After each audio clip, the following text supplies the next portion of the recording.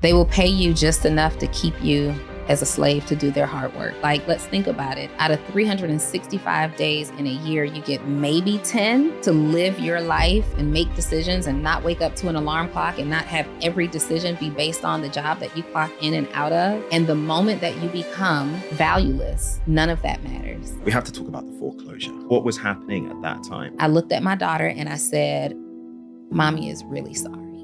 I'm gonna fix this and we will never experience this again in life. And I had a stern talk with myself, get it together. And it's no longer just about you. I discovered poverty on my own, and it was because I had a terrible relationship with money. You remember that first moment where you made 7 figures? I do. I remember I had a $100,000 day and I'm like, okay, we're on to something. And by the end of that month, I made 7 figures. Okay, so before we get into this episode, literally right before I headed into the studio, my team handed me some research. And what it said is that less than 50% of the people that watch this channel are actually subscribed. When I heard it, I nearly fell off my chair. But no, in all seriousness, please subscribe to this channel. And if you do, I promise that we will take every part of this show to the next level. Scale the guests, scale the production, scale the marketing. So please subscribe to the channel and let's grow together. I was reading an article that you did on the Black Enterprise magazine. Mm-hmm. And one of the quotes from that, you said, David and I on paper are not two people who should have earned millions of dollars. Mm-hmm. First, we want people to see that. Then we want them to actually walk out of that room with practical and actionable steps. And so I want to go back to that first line. David and I on paper are not two people who should have earned millions of dollars. What made you say that? When you think about a 7-figure or multiple 7, 8-figure income earner, society will make you believe that you have to fit a certain profile. And when I think of myself, I am a single mom. I raised my daughter. I had her in my early 20s. I'm a college dropout. I was growing up an early adult, just completely unfocused. I was the queen, so I thought of multiple streams of income. I can do everything. I don't need to focus. I'm a multitasker. I can do all the things. I did not go to business school. So when you think about all of those variables, it just doesn't seem to make sense, right? That I would go on and to be able to build a large business and figure this out and be a business coach doing that on top of it all. But I am grateful because I believe that the journey that I was on of trying things, whenever someone asks me about what I've done for a career, it's like, oh, I've done that and I've done that and I've done that. And I always get like, wow, you've lived 1 million lives. What haven't you done? And I'm like, you know what? That's actually what qualifies me to be in the position that I'm in today, because I've consistently been a risk taker and I'll try everything legal at least once. Yeah. Yeah. You know, it's funny that you even said that you've lived, people say that you've lived 1 million different lives. So as you were speaking, that's exactly what I was going to say. Yeah. And you've had different seasons of your life as well. And you know what, we're going to get into how someone can make and achieve their dreams in 2025 and make their first million in 2025. I want to get into the actionable steps. But before we do, there was a quote that I saw, actually, it was one of your Instagram captions. And this is what you said. You said, my biggest cheerleader is 5th grade Donitra, who created her first vision board. She didn't know the power of dreaming back then, but first she imagined it and later she real-lifed it. Whenever I'm dealing with an extremely low feeling, I try to remember to not let that 5th grade version of myself down. The kid whose vision board was plastered in the hallways of her elementary school. The kid who believed that nothing she wanted was out of reach. And so here's where I want to go, because before we get into the practical stuff, I want to get the context, the early context. And so if we go back to that 5th grade Donitra, what were some of those dreams? What was on that vision board? You know what's funny is my screensaver is 5th grade Donitra. Okay. For you guys to see that. That literally is my screensaver. This is where I learned to dream. This is where I started to become much of myself. People never believe this, but in real life, I'm quite shy. reserved, in fact, right? I am outgoing when I'm on, but just the everyday me, I like to be by myself. I'm very, not withdrawn, but very reserved. I'm very laid back. And in 5th grade, that's when I can remember doing like my very first play where I had like a star role and I had a speaking part. And we had this assignment to create our future selves. My mom actually still has this vision board in my childhood memory box. And at that time, I thought I would be a lawyer, which is very on brand for me because of how opinionated I am. And I research everything. I'm right all the time, right? I thought I would be a lawyer. I knew that I would be fabulous. I could just see that picture that I drew of myself with the high heels and the makeup and, all the things. But that was the first like future vision that I had of who it was possible to be, right? I didn't know any lawyers at that time. I don't even know where I got that from. But I wanted a lawyer and a husband and a dog and the house with the white picket fence. And it looks a little different today. I don't yet have the husband. I did have the dog. He just passed away. I live in a condo in the sky, not a ranch with a picket fence. But that 5th grade version of me was the person who started to discover her skill set.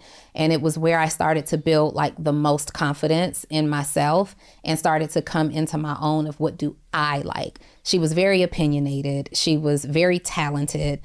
She was shy, but when she performed, she blew everybody away. And that's very indicative of who I am today. Yeah. I love the way that you describe her. I think one of the things that you even just said, you said, I knew I would be fabulous. For sure. And so hello.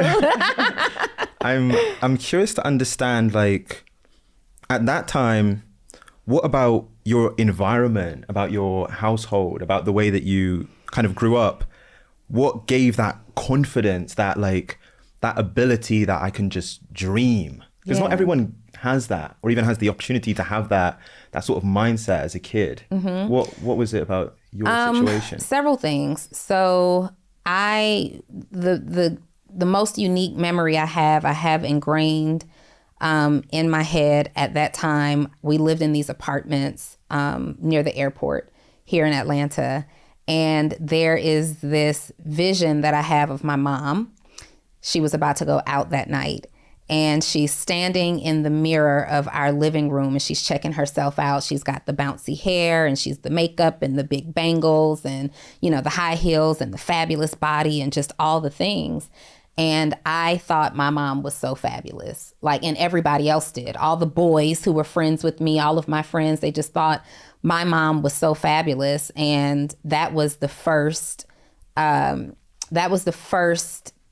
vision, so to speak, or the first role model that I had in terms of how I wanted to present as a lady. It was always the perfume, always the makeup, always the perfectly placed hair, even relaxed. It was just like stylish and cute, and she was always on brand and always had this really youthful energy. And that's where I believe I got that from. When we think about me as a business person, my stepfather, I refer to as my dad. So just for clarity there, my mom and my dad, my stepfather is the smartest human being I know, right? And he is responsible for giving me the courage to go out and try a million things. And so I tell people now, let your kids just try stuff. But he's the reason why I tried a million things. But the business savvy actually also came from my mom, watching her at a very young age just try a bunch of stuff. Like my mom was a computer programmer and she edited newspapers and she was a cosmetologist doing nails and pedicures and all the things. Like I just watched her try so many things. And I think between the two of them, I had this strong desire to really show up and be intelligent and a strong desire to just try stuff and be creative at the same time. That's awesome. Okay. It's almost like, it feels like your mom was a real role model for you at that time. My mom was my first role model. Yeah. Yeah. That's awesome. You know what, here's where I want to go next. And I've heard you mention it in a few interviews. At a pretty early point, you wanted to be an entrepreneur or a CEO or build a business. Yeah. So when you mentioned wanting to be a lawyer initially. Yeah. At what point did that transition to, no, I want to be an entrepreneur? I don't even know if I understood that being a lawyer wasn't being an entrepreneur. And today it is. Like, you can have your own practice and you're an entrepreneur. If I'm being honest, Callum, what I wanted to be was useful. I wanted to be valuable, right? And there was a part of me that also desired to be powerful in whatever industry that I was going to be in. I was going to be of the best in that industry. And if I'm thinking about like a transition, I can remember in middle school, I sold candy, like we'd go to Sam's or go to the grocery store and get all the now laters and resell them in school. You weren't supposed to. I don't know if my mom knew I did that, but I did, right? I was getting money in 6th grade. In high school, I was, writing papers for people because communication and my gift of writing just came naturally for me. So I always understood doing something extra. I didn't understand at that time that was preparing me for entrepreneurship. My earliest actual experience with entrepreneurship, I was 17 or 18 years old. I was in college at North Carolina A&T, and me and my then roommate started a cleaning service. We'd gone to run some errands with her cousin and uncle, and they had this commercial cleaning service, and they would send us in this particular day to go and pick up the checks. Like, we're driving from building to building to go pick up these checks, and we're getting these checks, and it's like $1,000 and $500 and this, that, and the other. I'm like, whoa, how are you getting this money? And he's like, oh, just start a cleaning service, right? And that lasted maybe all of 2 weeks. I thought it was a glamorous idea. I get to make money. At that time, I was a package handler for UPS. And I'm like, this is a much easier way to make money, until I went in and realized it wasn't just about dusting desks off. You have to clean toilets. And so we quit that, right? We tried to staff it. And that was my first experience with staff that didn't work out. Yeah. And it was that. And then so from there on, I still wasn't convinced that I didn't realize that I would ultimately, like, I thought entrepreneurship, because I watched my mom back in the day, and she had a job, she had a career, and she had these supplemental businesses. So I thought that's what it looked like. So while I was pursuing entrepreneurship, I was also still trying to find my footing in corporate America. So then I would go on and try doing things. And from selling houses to selling cars and owning a clothing store, I discovered that I had a gift for sales and communication. And I started to really pay attention to that. We're going to get into your career, because I think it's so interesting. But you know what? I want to... I'm interested to understand what was even the allure of entrepreneurship at the early stages. And I understand seeing your mum do it and people around you doing it. And here's kind of how I'll give it context. For me, kind of when you're a kid, I think very early on, kids are incredibly intelligent. And you can even just going into school and being in the classroom, you start to kind of see where you fit in like the economic hierarchy, right? You have like when I go to, I don't know, Bert's house, he has a beautiful house. It's huge. He got 2 cars. Bert's rich. Sam, on the other hand, he's kind of like me. Like, for you, even growing up, was there a desire to be rich? Was there a desire to be successful? Or was it purely just, I see my mum running different businesses, and what was like the origin of that motivation? I wanted to get money. That was it. There was nothing deep about it. I understood that if I wanted things in life, it required money. When you think about the socioeconomic status at that time, my family was considered rich. Everybody thought we had money. I would go on later to realize that we just lived a very polished middle class life. But at that time, everybody thought my parents were loaded because I was spoiled. We had all the things, right? I was spoiled. But I also know that I was extremely grounded. I don't know if you remember this, but when I was in middle school, the commercials would come on TV with these kids from Africa. And they'd be these children that have all the, they showed the commercial, you got the flies flying all around you and the big bellies, the overextended bellies. And the phone number would pop up and say, if you want to sponsor this kid, And I would take my allowance and like beg my mom if I could send money. And do you remember that? I would actually send these kids in Africa my allowance, right? And they'd send you these letters back. You get these updates. You get these letters and this picture. And I don't even know if it was real, if I was sending money to these kids, but in my heart, I was. And you get these updates and these report cards, and they write you a letter and they send you a picture. And I wanted to help more of them. So then I wanted to do other things to make more money so I could help more of those kids. And, so while I was spoiled, I've also been extremely grounded. I've always desired to be a servant person. I love helping people. That's just who I've been, even when I don't have it to do. And so that was the start of it very early on, coupled with the fact that you do notice that there's a stark difference, economically between different families. I remember we lived in this apartment community, and right across the street in the same apartment community, right across the street was a friend of mine. And I'll never forget, we had one sleepover. It was one and done for me. You come to my house, you have my room is clean. My toys are lined up. I've got all the things. The house smells good. My mom's probably in the kitchen cooking something. You go right across the street into her apartment, same community, same layout, same everything. There's roaches everywhere. Her parents are giving us cereal with water, right? And if you open the cereal box, it could be a roach in this cereal box. And I remembered being so uncomfortable, so disgusted, feeling so like I didn't know that people lived like that, right? But I didn't want to say anything, so I stuck it out, that night. But I remember going right back across the street to my mom and like, I never want to go back there. I never want to go back. Like, I want to come home and have access to the delicious food and have access to a clean room and bug-free environment. That was really the first time, and I had lived very modestly in New Orleans prior to that, and I still have those memories of living in this small house where all the kids slept on cots in the living room. But it was clean, right? There was still like a difference. Like, there were lots of us, but we weren't on our last leg. And so being able to really vividly see that up front, I always desired more for myself. If I have to choose between this and this, it's going to be this every time. Now let me figure out how I have to get there. Yeah.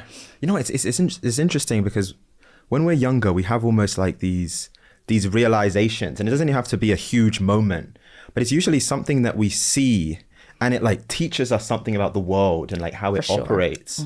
And it feels like, even just listening to your story, at that point, it was like money dictates so much of your outcomes. Yeah.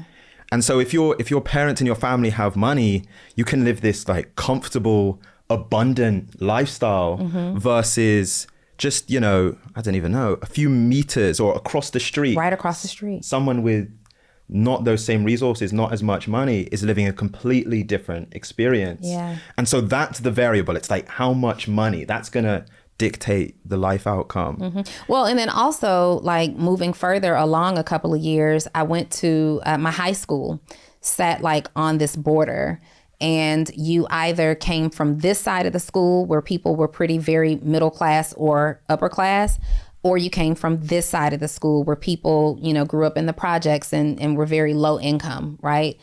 And so different economic status has just been in my face my whole life. You just see it. Usually you go to college or high school and it's a low income neighborhood, period. That's all you have access to. Or it's a high income neighborhood and that's all you have access to. In my particular case, we had both. And I noticed from a heart standpoint, from a character standpoint, we were all the same. And it was just so unimaginable to me how we could ride the same bus, attend the same classes, do the same things, learn the same information, but live such different lives. And so I knew early on that I wanted to live the opposite of the hurtful, painful, low income. And so even before being an entrepreneur, I picked careers that paid a lot of money. It was going to be a lawyer. I went to college for chemical engineering. It was going to be something that I enjoyed, but also paid money. You know what's interesting? So obviously I went to school in the UK in London, and I went to a school to grammar school, which basically means it's like a state school, but you have to take an exam to get in. So it's meant to be more like academically rigorous. And so a lot of the kids that I grew up around, them, but even more so their parents, took academics, took schooling incredibly seriously. Yeah. Like, not to be overly dramatic, for some of their parents, it felt almost like a life and death thing. Their kid go into a certain university, a certain school. And so, and to be honest, a lot of their parents were phenomenal. Like what they'd achieved in their career was phenomenal. And so I kind of got to see it at an early age, which is having great parents and phenomenal and accomplished parents is a beautiful thing.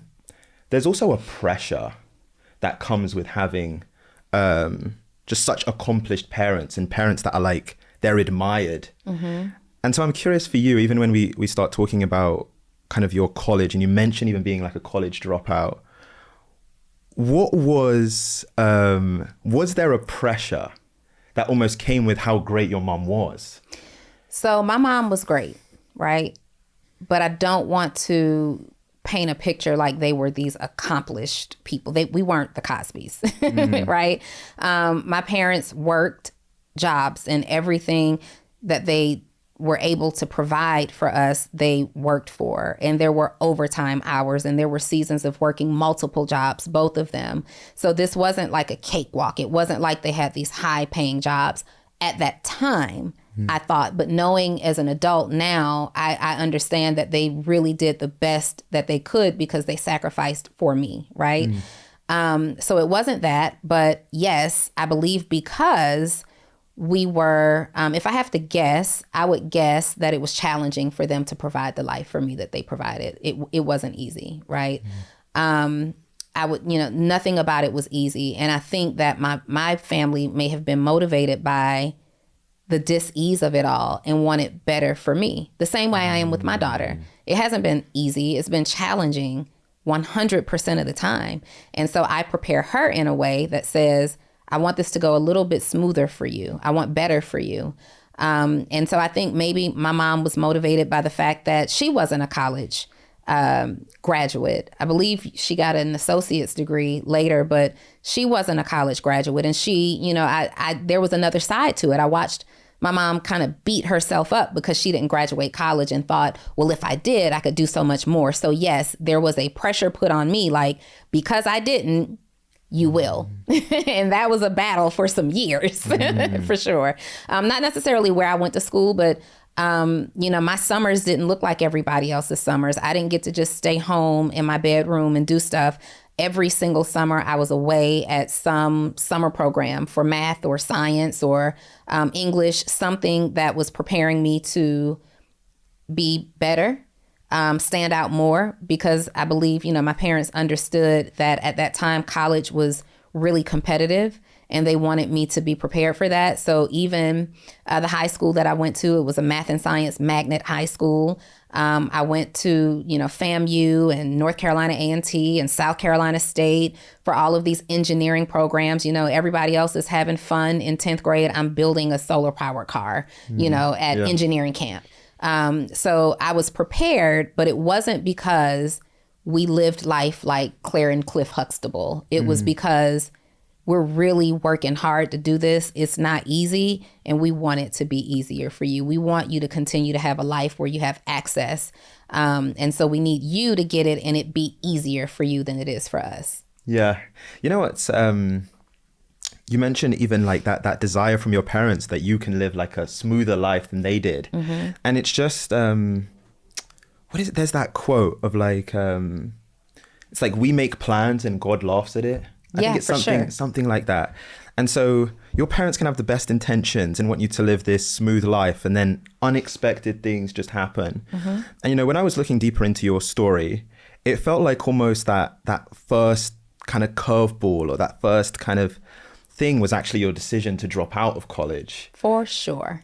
Can you talk about that? Like almost take me back into that moment around that decision. Quick break.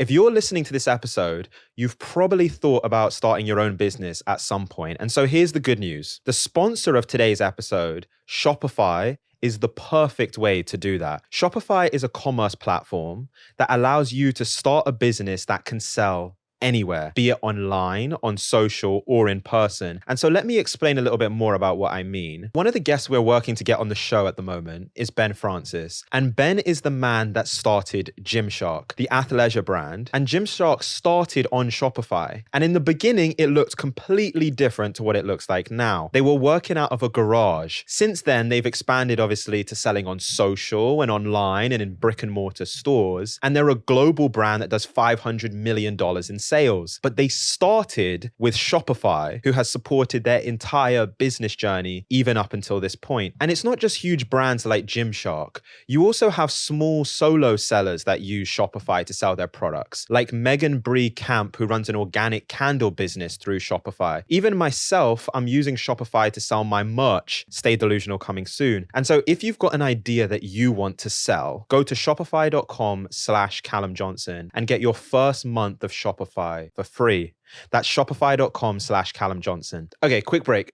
If you're serious about investing, you need to know about public.com. It's the app where you can invest in everything, be it stocks, options, bonds, crypto. They even offer some of the highest yields in the industry, like the bonds account 6% yield. And what sets Public apart is how they give you all of the tools you need to make informed investment decisions. Their built-in AI tool, Alpha, doesn't just tell you if an asset is going up or down. It tells you why the asset is moving, so you can actually understand what's driving your portfolio's performance. And so Public is a FINRA registered, SIPC insured, US-based company with a great customer support team. And when you fund your account, you can do it in 5 minutes or less at public.com/Callum. And you can get up to $10,000 when you transfer your old portfolio. So that's public.com/Callum. And this was paid for by Public Investing. The full disclosures are in the podcast description. Let's get back to the episode. So that decision wasn't wholly because I understood I wanted to be an entrepreneur.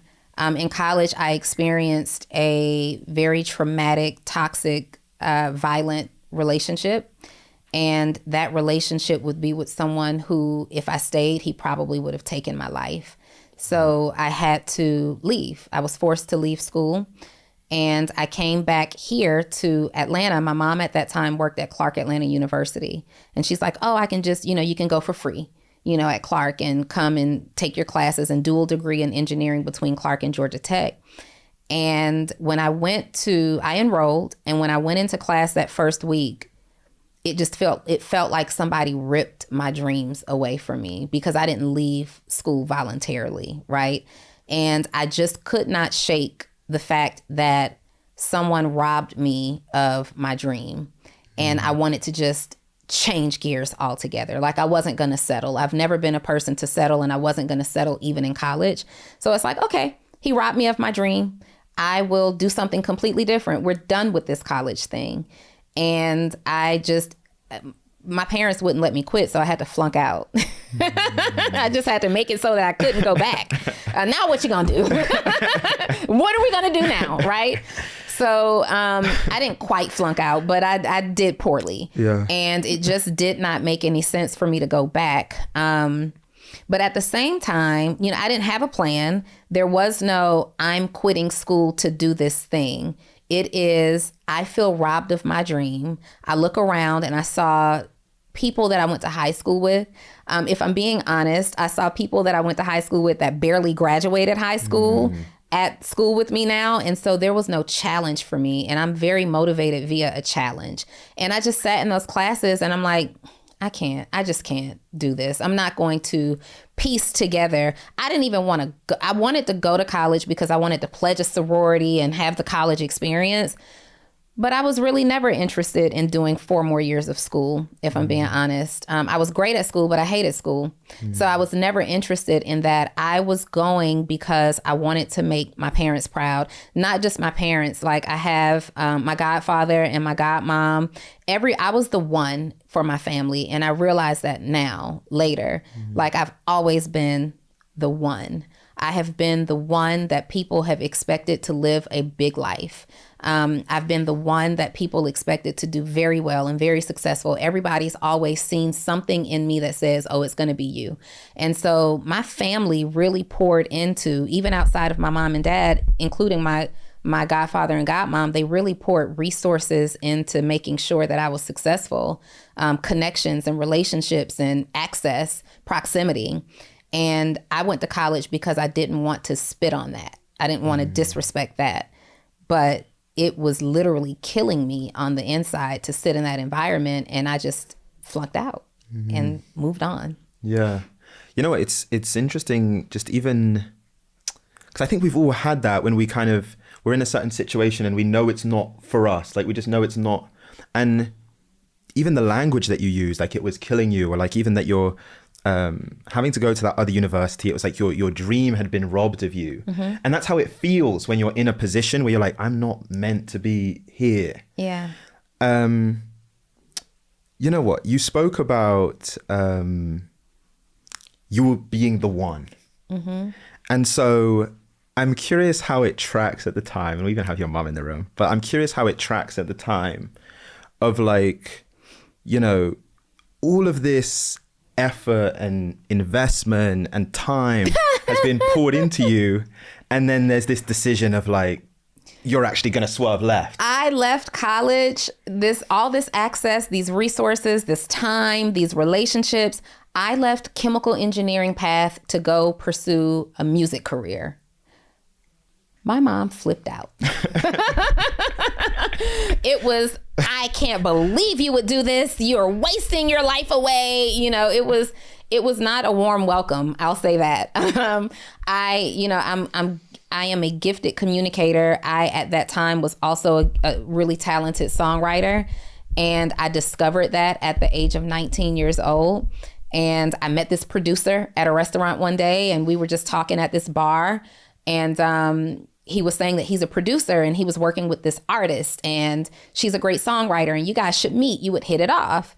And we met, we were introduced, and she's today my best friend. But we hit it off and we were writing these songs and it just seemed so glamorous and so fabulous. And I'm like, wow, I'm really good at this part. And let's actually be the artist too, not just the songwriter. So I went down that journey too. And it was probably the best time of my life. I'm so glad that I went down that road. My mom used to say to me at the time, though, her mom passed away when she was 23 years old, 3 months before I was born. And she was ill prepared for that. It was a very rapid, sudden loss, unexpected. And she didn't know how she would move on. She just knew that she had to move on, right? And so for the first part of my life, like, of course, my mom raised me, but I was going back and forth between who would have stepped in like a grandmother to me, my great aunt, and coming back and forth between New Orleans and Atlanta because my mom just needed to really ground herself. And I believe that I'm 19 years old.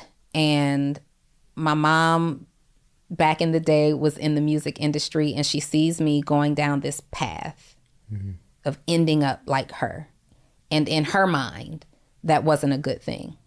And I think, we've never discussed this, but I think that she had a fear of what if she passed away and I was a very young adult, right? She would tell me all the time, if something happens to me, I just don't know that you can take care of yourself. And at that time, I thought she was being very dramatic. But when I reached her age, I'm now a mom. And I'm like, okay, I'm doing the math. Like, okay, my grandmother passed away of a cancer that she never even qualified to have. But they said that's what she had. It skips a generation. Now it's going to be me. And what if I die? And, you know, my daughter is young and, you know, all these things. I understood that when she said, if something happens to me, I don't know how you provide for yourself, was really her still being connected to her own experience. Something happened to her mom at a time where she needed her the most. And she was not prepared for that. And so she just wanted the best for me. We battled it out. Like, it got to a point where I couldn't even talk to her about what I was doing because I felt like she was a dream killer. But now, on the other side of that, I just get that her own life experiences just wanted me to not experience what she had to experience. And she just wanted to make sure I was prepared in the event that something happened early on. And thank God it did not. But in the event that that happened, she'd know that her daughter was okay. And I am such a wild card. It could go either way. I am such a wild card.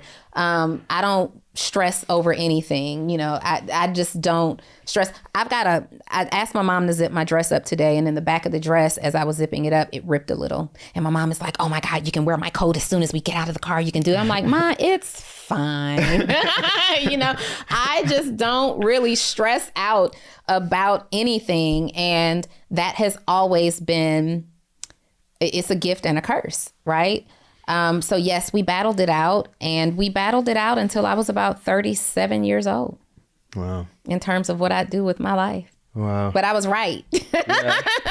You know what's, that's so interesting. And thank you for sharing that as well. But it's like, even as you share the story, that what came to my mind is she was protecting you. Yeah, she was trying to protect you from something that she had experienced. And it's just like, moms are so great. And I remember, even for me, like in my story, in my kind of early story, I'm still in my early story to be fair, but earlier on, me and my mom battled all of the time. And there were certain decisions that she made that ultimately it was in my best interest and everyone's best interest. But to me, it felt so personal. It felt like it was something aimed at me, attacking my character or my potential, what I could do.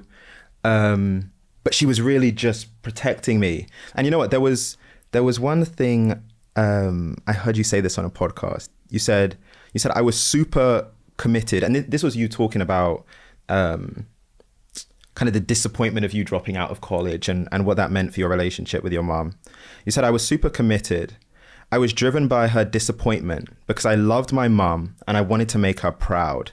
And that became my target. I'm going to do something that makes my mom proud. So I started getting these jobs and I started to make money. And she's proud, but she's still like, go get a job. Go get a degree is what she was saying. She was, yes.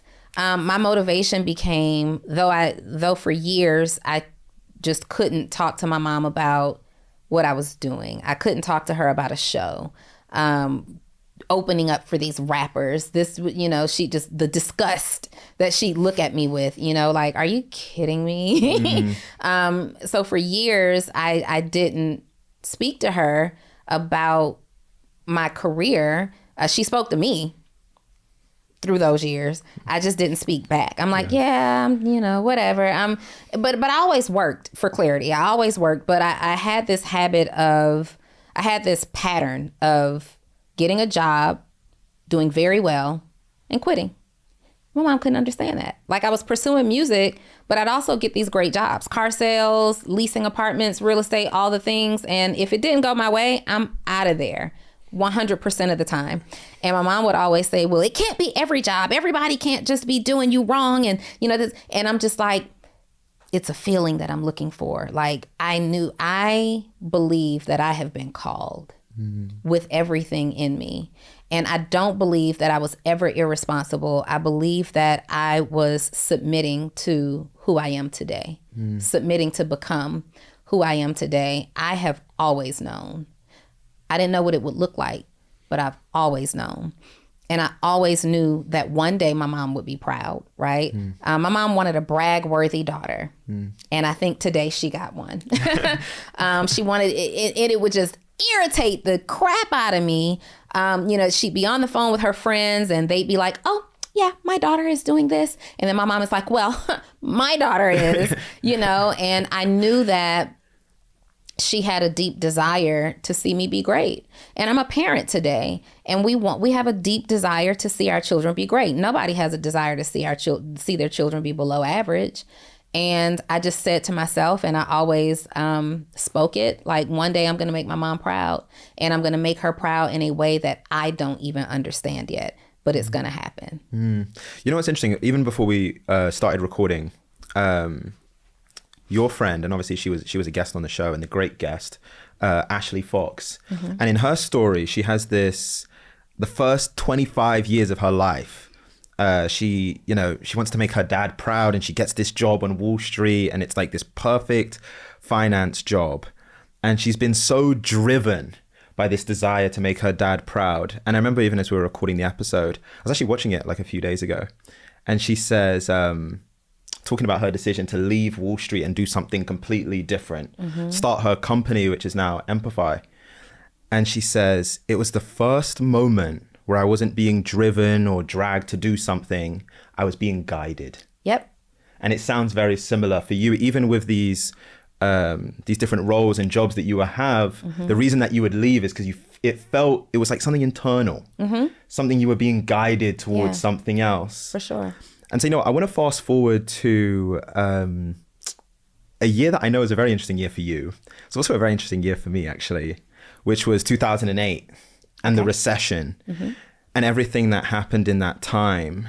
And I believe you let me know, but like at that time you were, or before the recession, or in that kind of close lead up to the recession, you were like working in property and real estate. So tell me, kind of give me the context of like Donni at that point in time. Yeah. So at that time, I'm a single mom, newly single mom. I'd recently broken off an engagement with my daughter's father. I am can do it on her own.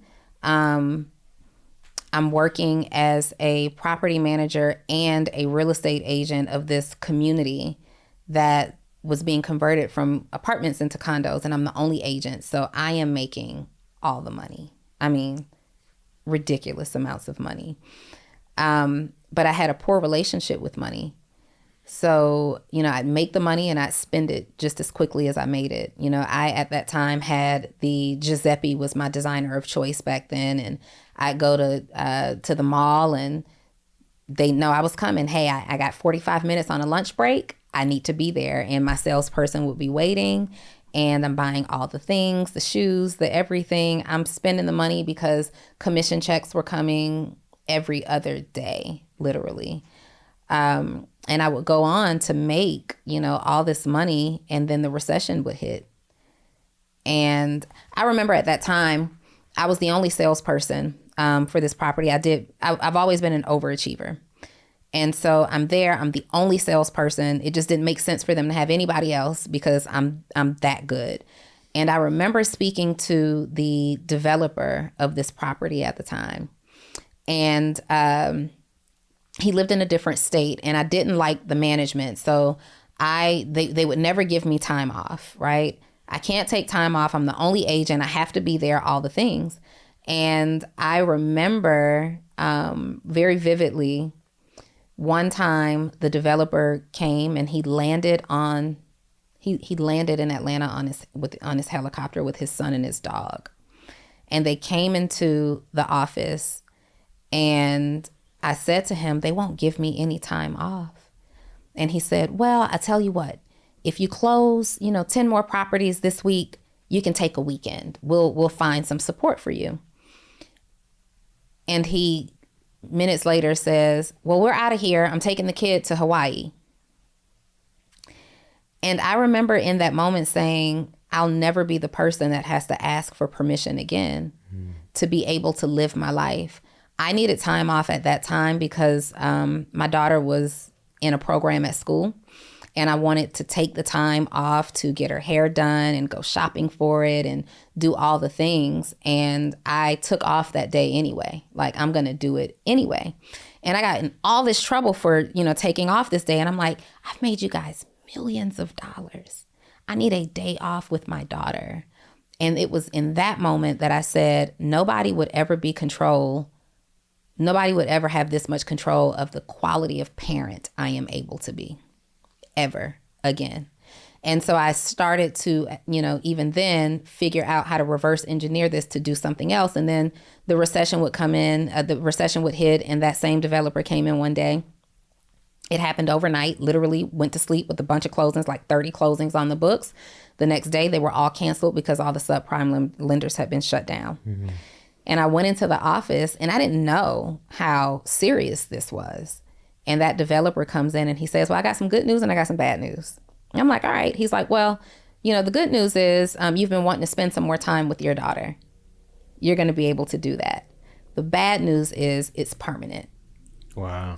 And I said, initially I didn't even panic because I had 30 something closings on the books until I realized those closings had been canceled. Those contracts were terminated. And I may have had $6,000 in the bank. I don't remember the number, but I do remember that it was highly irresponsible based on the amount of money that I was making at that time. Mm. And I've got this house, I've got cars, I've got my daughter, I've got all the things. And later that year, maybe the next year, it took a minute. All in the same month, I had a foreclosure, a repossession, and had to file bankruptcy shortly thereafter. You know what? Before we get into that, I want to, because I think it's a relatable feeling, and I even had it when I was working a job, which is, and you kind of see it. I remember for me, because I was very junior at the time, but you see people who are even like, I worked in marketing, but you'll see like the head of marketing. So someone who's been within this track, within this pathway, they've reached the pinnacle of success and they still have no control over their own time. Yeah. I remember for the guy, he was the CMO at the company I was at. The founder would just call him at any time of the night. Yeah.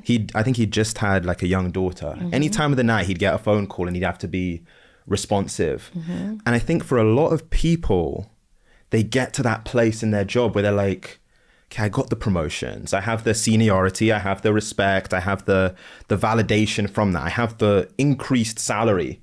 I still have no real control over my own life. It's all a facade. It's all a facade. They will pay you just enough to keep you as a slave to do their hard work. And that's what I learned at that time. There is no control. No matter how high level you are in that moment, you don't have control, especially if you're a high performer, because they need you, right? These companies, they need you to perform. So you don't get to do all these things. And even if you do get to do it, like, let's think about it. Out of 365 days in a year, you get maybe 10 to live your life and make decisions and not wake up to an alarm clock and not have every decision be based on the job that you clock in and out of. And the moment that you become valueless to them, none of that matters. The only way to really be in control of this, and this is no knock to anybody who chooses the corporate pathway. It was once for me, but it's all a facade. If you want to really, really be in control, you have to actually take control. We see it all around us. Look at what happened in 2020 to 2022. These jobs say, hey, it's over with. We've got to lay the whole department off. No amount of hard work and good talent and how much money you brought to the table mattered at that time. The company says, oh, we're going to give you free time. You're going to all be able to work from home. Well, now look at all these companies now in recent news saying you've got until the end of the month to come back into the office or it's game over. It's all a facade. Like, we're never really in control. And I'll even take it a step further. Even as an entrepreneur, people sometimes are on that pathway because they desire control, myself included, at an early stage. But you're still not in control. You still have to serve your clients. You still have to serve your customers. There is still an agreement in which you have to fulfill certain terms. And if you don't, this all falls apart, right? So we have to kind of move past that idea or that notion of being in control. And instead, we have to map out what a quality of life looks like for us. Well, what does it look like for me to be fulfilled? What does fulfillment look like?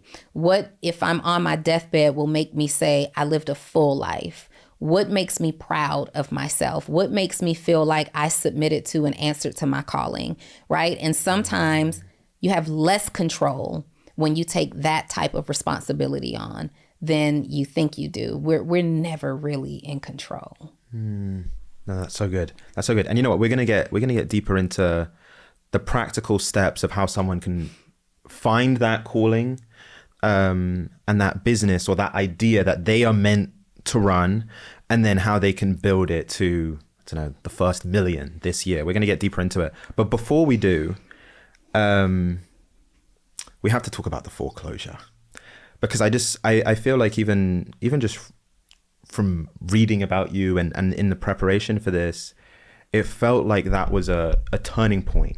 That the Donni Wiggins that existed before that foreclosure was fundamentally different than the Donni Wiggins that existed after it. And so for those that don't know, can you just take us back to that moment? Like, what was happening at that time? Yeah. Well, the year is 2009, 2010. My daughter is 7 or 8 years old at that time. And I am doing everything possible to save this home. I've got a dream home in my 20s. Like, I bought my first house at, it's like a 3,500 square foot, 5 bedrooms on a basement, all the things with the loft. It's beautiful, at 24 years old. And so I have a home that today people who are my current age dream about. And so I'm doing everything to save this home. I'm renting it out. I'm putting it up on Section 8 and nothing's working out, right? I moved out. I went and lived with my mom. I took me and my daughter back to my old childhood bedroom. We were sharing a bedroom, my old bedroom at that time. And I can remember, Callum, one day I'm in that bedroom at my mom's house. And I had gone from making a strong 6 figures prior to the recession to having to go back to work in leasing, property management, leasing apartments through a temp agency for $11 an hour. Strong pay cut. And I remember being off on this particular day and the TV's on and I'm laughing. My mom walks past my room and she walks past my room and she's trying her best to just keep going. But she stops and she comes back and she looks in the bedroom and she says, I just don't get what you have to be happy about. Like, what's all this laughter? You have a daughter. You don't have any money. You're about to lose your home. And I remember saying to my mom, I'm not going to be able to save anything by being sad, crying, and depressed. I have to be in control of the piece of me that keeps me going, right? And so a few weeks later, the bank contacted me to orchestrate a short sale on my home. And my daughter and I go over to show this family, to let this realtor in with this family. And my daughter had this custom bedroom. It's pink, it's purple, it's Disney princess, it's all the things. It's gorgeous. And she was so proud of this bedroom. All of her friends would come over and sleep over. The bedroom was really the talk of my whole house, right? The bank sends this family in and we get to my daughter's bedroom. And these 2 children, it's a girl and a boy, they're fighting over who's going to get her room in her face, right? And so my daughter is standing there and she's like 7, 8 at the time. And she's standing in the door frame and she's just kind of leaning on the door frame and she's just looking. And she's not crying or anything, but she's just like looking at these kids negotiating the terms of this bedroom in front of her. And I could see the heartbreak or the disappointment. And I had to excuse myself immediately. And I went and sat in the staircase of my house. And that was the first time I'd actually cried. And now I'm going through this situation now going on 2 years. Like we're here now. We're at the foreclosure state. I've done all the things. It's over with for this house. I hadn't shed one tear. I hadn't had one worry. I just didn't. It wasn't even real to me, but I was young enough to know that I could rebuild. And when I saw the hurt on my daughter's face and I'm hearing these kids argue over her room, I couldn't take it. I went into the stairwell and I'm trying to contain myself. And I just put my hands in my head in my hands and I'm crying, but I'm crying silently. And my daughter comes around and she notices that I'm gone. She finds me in the stairwell and she comes and she sits down next to me and she puts her hand on my shoulder and she said, "It's okay, mommy. You don't have to be sad. I'm okay as long as that boy doesn't get my room." She wanted the girl to get the room. In that moment, Callum, I thought that I had done a good job of shielding her from what was really happening. I realized she understood perfectly what was going on. I realized she understood that loss was happening. And I felt like a failure. Everything that was her prized possession at that time was that room. And I can't do anything to save it. And not only can I not do anything to save it, I can't even protect her from the people who are about to take it from her. And I looked at my daughter and I said, Mommy is really sorry. I'm going to fix this and we will never experience this again in life. In that moment, my biggest fear, and maybe even my only fear, became my daughter having to look beyond me for an example of what a woman is supposed to be. And I had a stern talk with myself. Get it together. You are wasting life away, and it's no longer just about you. You have a little girl who looks up to you for everything, looks just like you, wants to be just like you. She relies on you. It's not just you. Like, you have a whole human that you're responsible for. And how dare you start her life off this way? How dare you drag her through this hardship? How dare you rip her of everything that she is proud of right now? You're ripping her of her prized possession. And it's not because you weren't in a position to give her these things. It's not because I was in poverty. I didn't grow up in poverty. I grew up middle class. I discovered poverty on my own. And it was because I had a terrible relationship with money. I took everything for granted. And it was that moment that I said, this is where I invented the dumb B conversation. B is a 5-letter word. I'll let you guys add that up. And I looked in the mirror and I said, you're being a dumb B. You don't deserve this little girl. And you don't deserve all of the access and things that God has blessed you with. You haven't. But you can turn this all around and you can make it better. And I was so thankful that my daughter was young enough as to where I knew that one day this would be a very faint memory for her. And I have worked my whole life to make sure that it is a very faint memory. Mm. It sounds almost like it was, I think about that picture and that scene of you laughing in like your childhood bedroom and your mum walks by. It sounds like that moment was almost, it was like a reality check, like a deep reality check. Would you say, I'm curious because even at the point you're at now in life, just reflecting back on that moment, would you say that you're not who you are now if you hadn't experienced that? For sure not. No, I'm not who I am today if these things didn't happen. I operate from a place of gratitude every single day, like deep gratitude. I have an alarm on my phone that goes off at 8:30 p.m. Eastern Standard Time every single day to remind me to express gratitude for something that happened current day, something small. Typically, my first post on Instagram every day is a gratitude statement. I'm taking pictures of like an outlet and posting it on my stories and saying, I'm grateful for the electricity that comes through this outlet because I understand the benefits of this electricity. I'm grateful for my fingers. I'm grateful for my ankles to balance on. I wouldn't have the ability to be grateful for small things if I didn't go through a season where small things was all I had, right? I learned how to make a lot out of nothing. During that same time, you know, my mom didn't have it at that time either. She was going through her own financial struggles. I didn't communicate honestly with my daughter's father. I didn't let him know how bad it was financially. And, you know, we were young. And during that time, I remember we have a fast food chain here at Wendy's. And my daughter only ate chicken nuggets, right? And Wendy's had this value meal. You could get all these different things for $1. I'd go to Wendy's. She'd get 5 nuggets. I'd get the fries. We get a drink. She ate the nuggets. I ate the fries. We split the drink, right? That season allows me to appreciate the lobster and the sushi and the caviar today, right? That season allows me to ride down the street and see someone who I can tell is in real serious need. And it allows my heart to give because I remember being too proud to ask. That season has made me a person where if I recognize a need, you don't have to ask me, right? It's made me selfless. It's made me a servant. It's made me never, like, I'm relatable to my audience.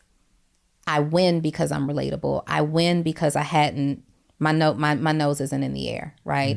I'm on a pedestal, but not that kind of pedestal, right? I am still very reachable and tangible. I win because people see themselves in me, and I'm not ashamed to share my story. So many people have a similar story. There's really not too much special about my story. We all have lived somewhat of the same life. Just looks different, right? A little different. The difference is I am not ashamed to share. You know, I had a really tough season last year, and people think, you know, they thanked me. I got hundreds of messages where people are just thanking me for being so transparent because they're going through something and they're ashamed, and they think, well, she's this high earner and high performer. Of course she wouldn't share these things. But I understand that the reason that God rewards me is because my life is a symbol of hope for people who are scared to speak up. I'll never be scared to speak up. I'll never be scared to share that season of my life because it's just that. It's just a season. And I understand how quickly we can be blessed with things. We can also have things taken away from us. And I stay closely connected to those experiences. They're not far. They're not distant memories for me. I actually went through them, and I'm proud of those seasons because I came out. I didn't succumb to those experiences. I am grateful for those experiences because I still won. Right? I had to go through a couple of peaks and valleys. I had to go up and down and throughout some challenges and obstacles. But at the end of the day, everything is okay.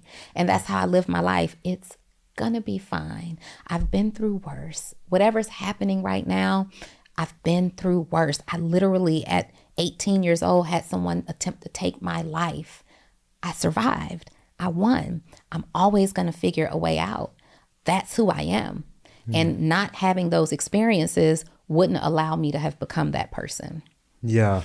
You know what's, a couple of days ago, we had a call, and I think I even said it to you on the call. I said, the thing that's remarkable about your story is this ability to bounce back. Yeah. And it's interesting because I think we've had a few people on the show that they have this incredible ability to bounce back. You'll hear these stories of their life, which is like, even as we're sitting here and we're hearing it, it's like heartbreaking to even just hear it. And they've managed to bounce back and build themselves to this level. And I think one of the common traits that I've seen is, and it's so difficult to do because I think as people, we have like a certain level of pride. And a lot of the times it almost feels like we all put like a mask on to a certain degree. Yeah. We go out into the world and we want to make it seem like we have everything together. You know, I've got these clothes, and that's why we perform a lot as people, right? We wear these brands, and I drive this car, and I do this, and I work this job. It all kind of creates this image of who I am. And it's very funny what God does in the universe, or whatever you believe in, which God, for sure. God, which is sometimes you have to be like broken down. Yeah. And you get broken down to the point where you're so humble and you're so open-minded that finally you can become the person that you were meant to become. And it's interesting because even when I just listen to you talk about that moment and that promise that you made to your daughter, and I don't know how many years ago is that, 15 years? I can hear the emotion in your voice still. Yeah. It still resonates. Yeah. And it's just that it's a grounding experience. It set the foundation for everything that happened afterwards. It was my paradigm shift, right? There are people who walk the earth who never identify what their paradigm shift is. And for me, in real time, it was the battery in my back that needed to be recharged. And my life has been different ever since that day.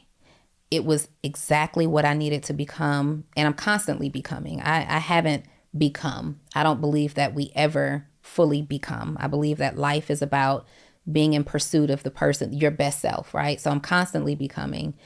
But that's what it took for me to really get serious and to start focusing. And to seek mentorship, right? To ask more questions, to take things more seriously.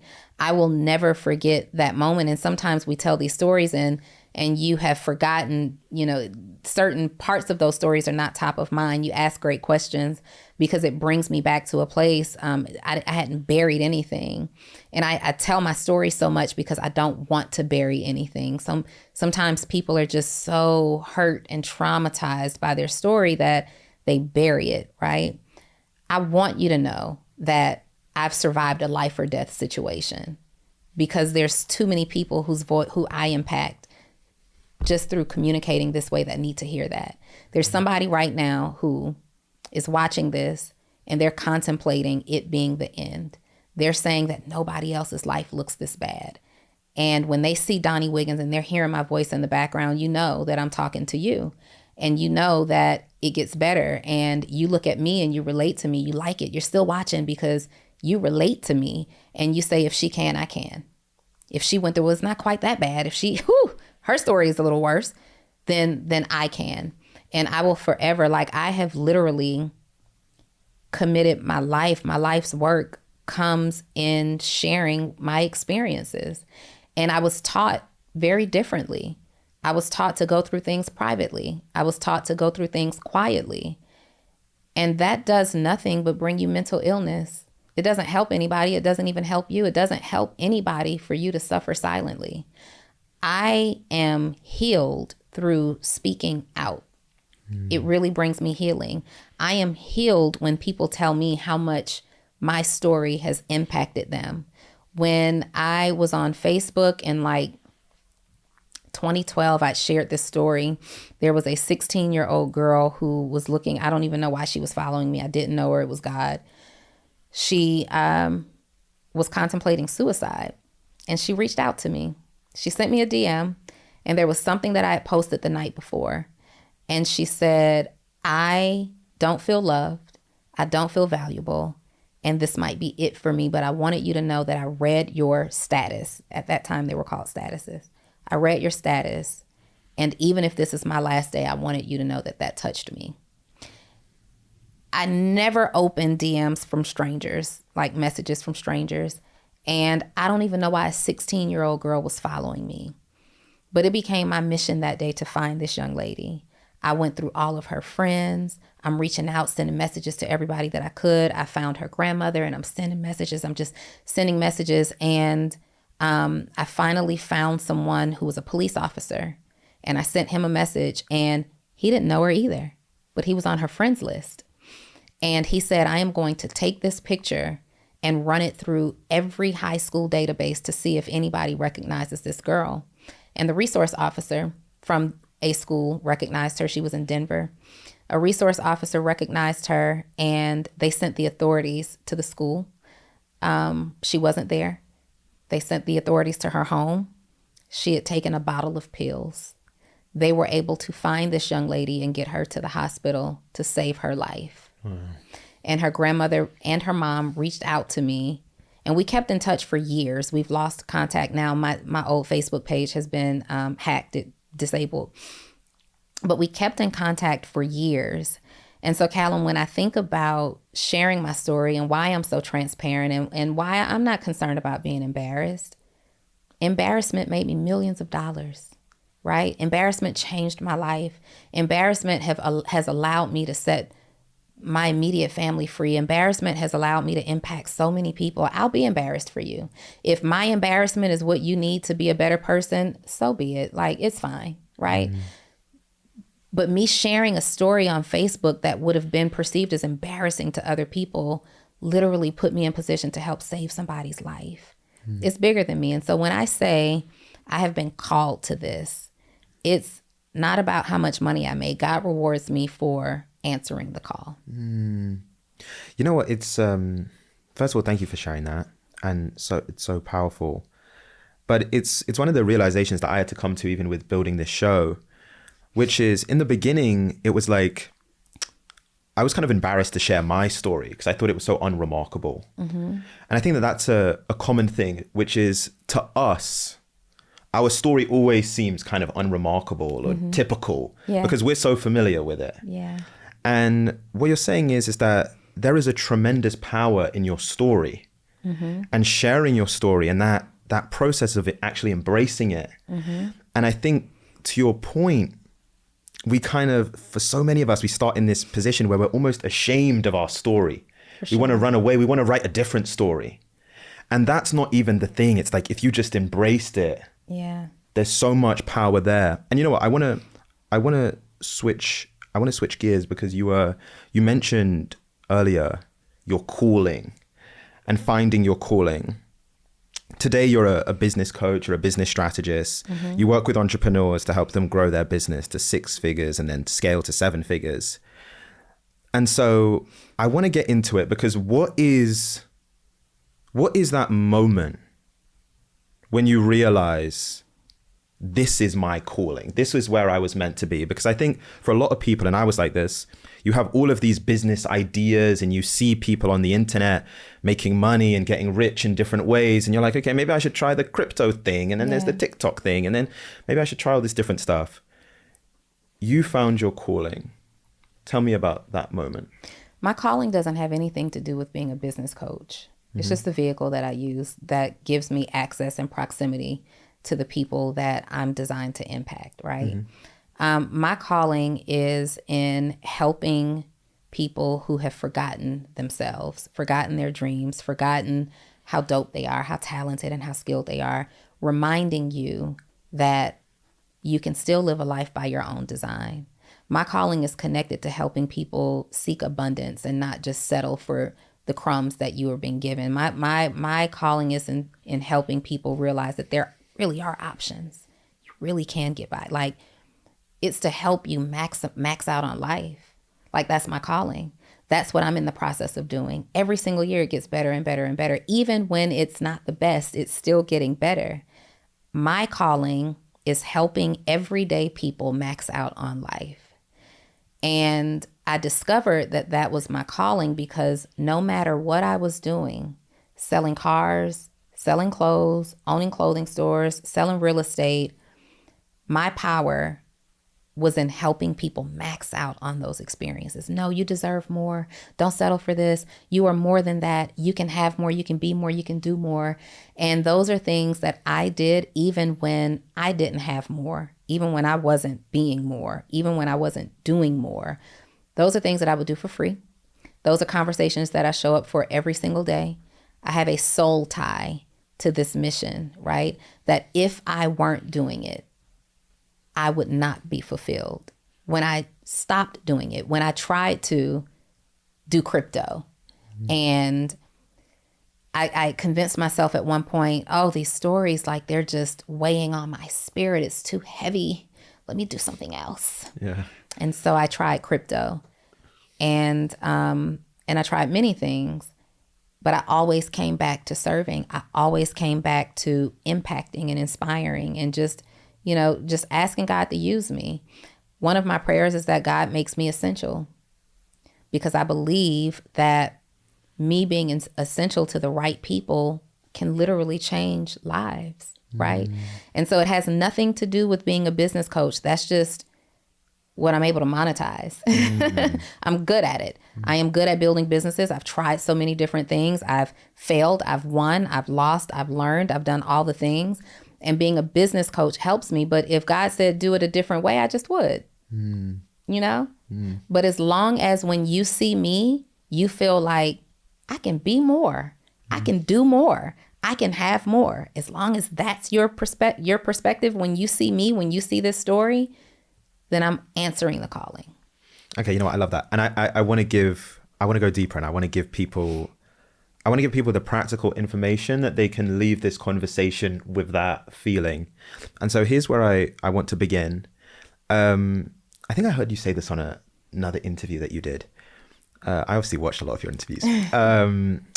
You said basically, even when in kind of like the origins of realizing that you were going to be a business coach and going all in on it, a lot of the times you would help people like find the thing that they were meant to be working on. Yeah. Like they'd be working on one thing and you'd be like, actually, hearing your story and everything that you have going on, you're really meant to be doing this thing. And so here's where my mind goes when I hear that. I think about the person that's sitting at home Maybe they're lying in bed watching it on their laptop, or they're watching this on their couch, on their TV, and they're working that 9 to 5 job that they know isn't for them. Similar to the feeling that you had when you were like, this isn't what I was meant to do. Like, God didn't put me here to do this. But they don't know what they were put here to do. Yeah. And so, like, even if, say that person was your client and they even have different ideas of potentially what they're meant to do, I'm curious, like, when you go through your process and the way that you work with people and your framework, how is it that people can find the thing that they were meant to do and the customers that they were meant to serve? Like, what is that practical process of getting to that answer? So the first thing that you have to understand is that there's not really a practical process to finding calling, right? Sometimes it's just patience. And I believe that most people find their calling by constantly doing. So if you're unsure, if you want to operate purposefully and you're unsure if you're doing that or what that looks like, just do a bunch of stuff, right? Do a bunch of stuff. And even if they are extremely different industries and extremely different things, you will start connecting dots. You'll start to look at, like, if I'm working with a client, we'll do a couple of things. Number one, document a list of all the things that you've done, all the jobs that you've had, all of the extracurricular activities, and then tell me what you loved about all those things. Like, when you worked here, what did you love? When you played that sport, what did you love, right? And you'll start to see some similarities that it didn't matter if you were bagging groceries or selling planes, I don't know. You saw that you loved serving people, you loved helping people, whatever that looks like. So we start there, right? And then I'm like, okay, well, let's do more of that. If you really believe that you're purposefully connected to leading teams and being on team, let's set ourselves up for more of that. Also, ask people. Sometimes your calling is connected to something that you are taking for granted. Mine was. My mom has been telling me since I was 3 years old that I have a gift for communication, right? And I'm like, Mom, And when I was younger, the only thing that people did to leverage communication that I was exposed to was journalism. You were either a TV journalist or you were an editorial journalist. And I'd look at, the salaries for that and the work that they'd have to do. And, it was a very competitive field. You couldn't just go work in radio or TV or magazines at that time. It was highly competitive. I didn't have enough control over whether I'd get into that industry or not. So when I heard about communication, I'm like, yeah, I'm not doing that. And then as I would go on selling cars, I'm communicating in a way that made me the top salesperson, where people are coming back and leaving reviews about not just their experience with me buying a car, but how I have impacted their family forever, right? Conversations, selling clothes, owning clothing stores, selling party dresses, and moms are writing stories and leaving reviews about the same thing, how I have impacted them, something that I said. And so it was constantly something that I said. Okay, well, what am I saying? What am I saying? I didn't do anything but tell people my story. I didn't do anything but make people feel really good about themselves. I didn't do anything but affirm and highlight and these things. And I'm like, okay, there's something here. And it actually makes me feel really good to do that. And when I can't do that, it makes me feel not so good. And so ask people. I would have you send out a text message to 5 to 10 people who know you. They could know you very well. They could have had limited engagement with you, and say, hey, is there something that you notice about me that stands out? Like, if you had to guess my skill set, what would it be? Right?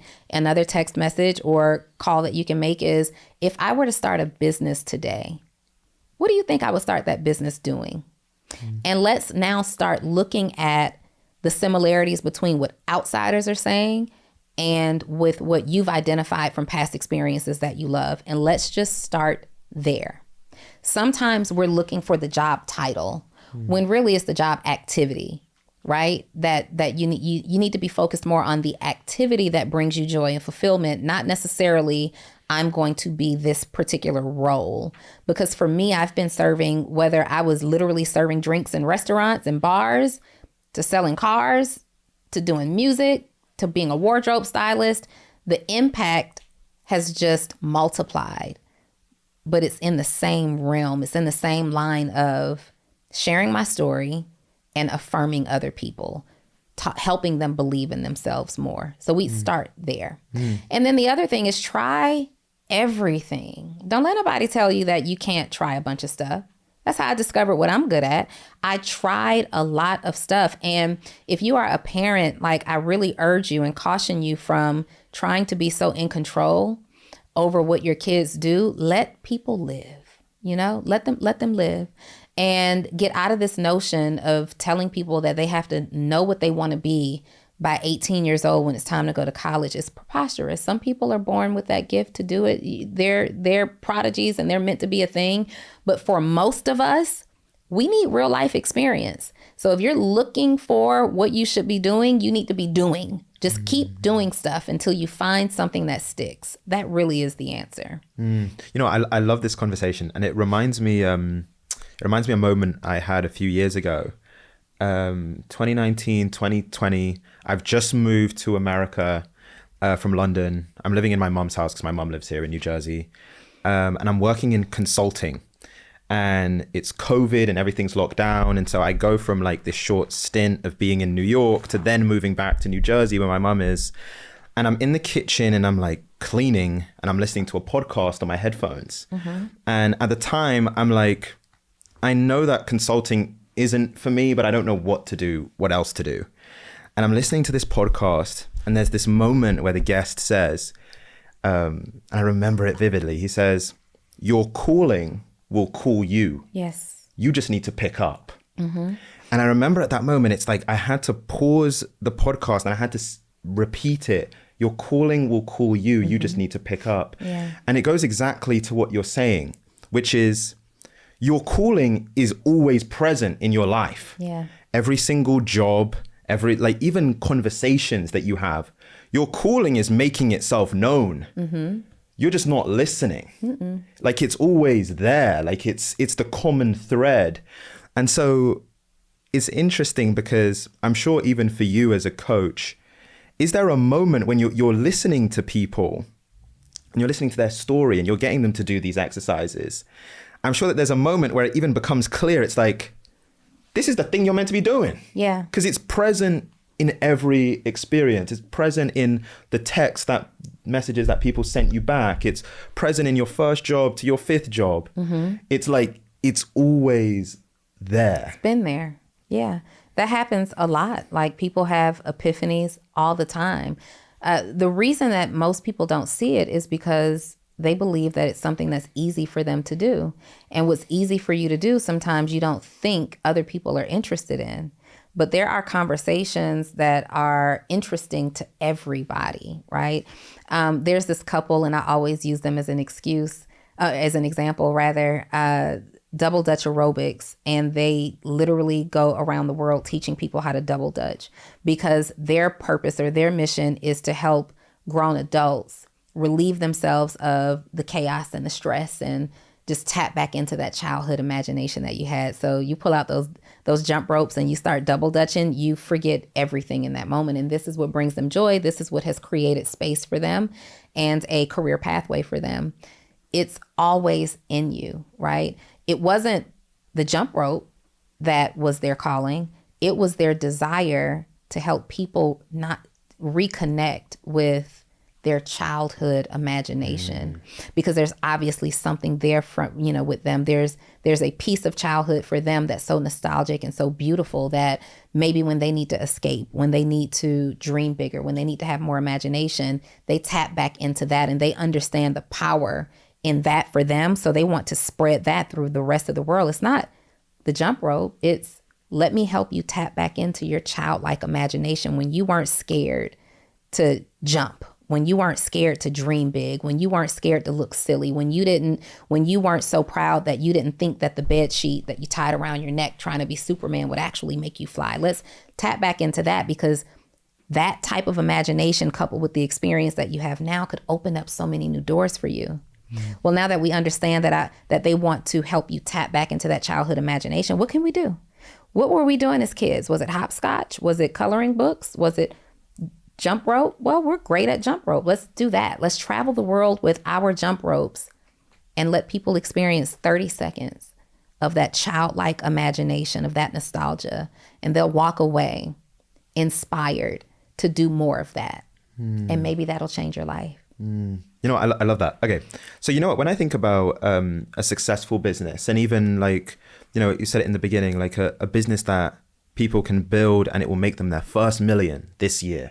But even more than that, I think it's like there's that calling that's at the center of that business. It's something that they were meant to do. And I think it's kind of a combination of two things, right? You've identified the calling. I then think about the second piece, which is what you spoke about. You said that I'm a business coach, I'm a business strategist, but that's just my vehicle. That's the way that you found that you can give that value to a customer.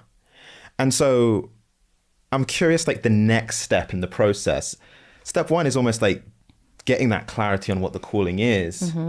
How do you then, when you're working with people, how do you get them to the point that they have an offer, that they have something which is like, this is going to provide tremendous value to a certain customer? What is that process? Callum, the answer is always, let's try some stuff. Sometimes people can come to me and they are so unclear that I'm unclear, right? And it's like, okay, let's just start trying some stuff. What do you like? What do you know? Let's start digging into that. But if you have any bit of clarity, it's like, okay, well, I have this information. Great. How do you want to share this information? Is it through apparel? Is it through arts and crafts? Is it through coaching and consulting? Is it through courses? Is it through masterminds? What does that look like for you? And so we'll start off with like a trial offer. We'll even poll audiences. So go out and find people who would need this result that you are looking for. The first thing, though, is understanding that the result that you offer is valuable. I tell people all the time that many people get stuck in thinking about a business idea because they think they need a complete formula. They think that they have to take people from A to Z, when really, if all you can do is take them from A to B, you've got a business. B is the part that they're missing, right? So for example, in my journey as a business coach, when I first started, all I did was help people think of business ideas. I say, oh, well, based on this conversation, I think you should try to start this kind of business. Some of them would start it, some of them wouldn't. The people who said they tried it, many of them were successful, right? Well, that was all I knew how to do. I would say, I don't know how to teach you how to set it up legally. All I know how to do is talk to you and help you figure out what you might be good at, right? Try it. If you need help setting this business up, this entity up legally, that's step C. All I sell is A to B, right? And I made 6 figures selling A to B. Well, now that I'm monetizing that, well, guess what I have to do? I have to eventually legitimize my business and create a business entity. So when I learn how to do it, I'm like, that's step C.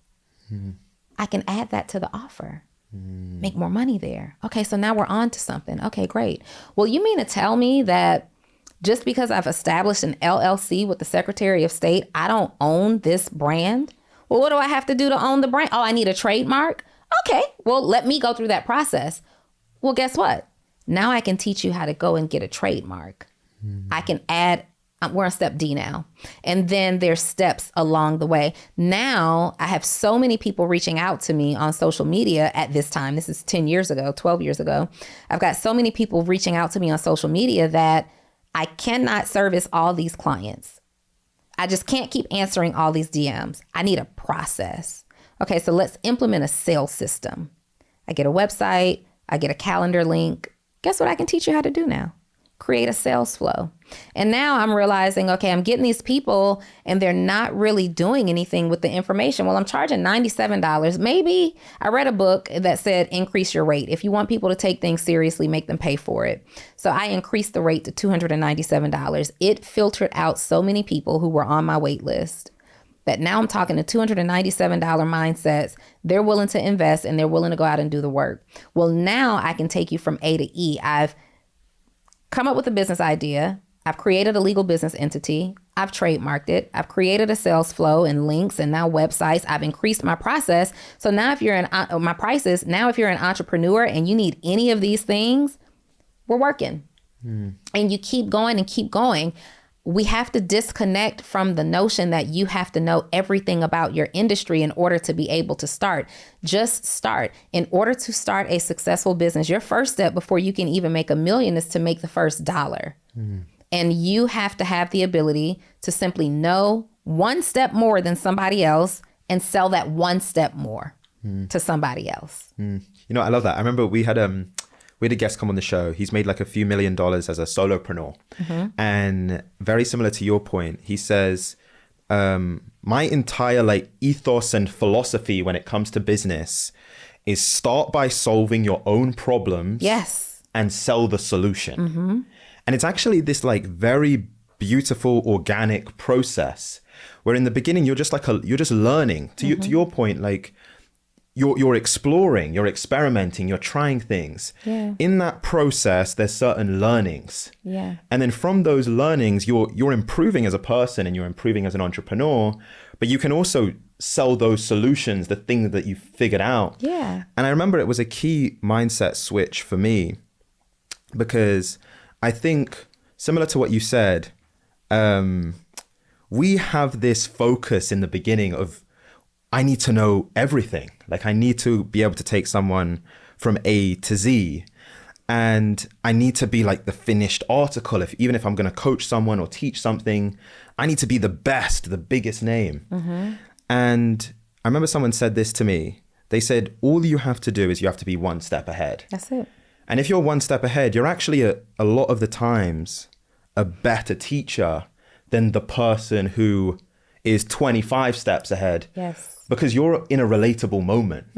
You can understand all of the pain points and the struggles that customer is going through. And you can market to them, you can speak to them. Your story like deeply resonates with them. Sure. And it's almost like this mindset shift that you have to make, which is even if you haven't built a $10 million business yet, you can actually build something which is deeply valuable to someone. Yeah, for sure. And you said something that I also teach, which is solve problems that you've had, right?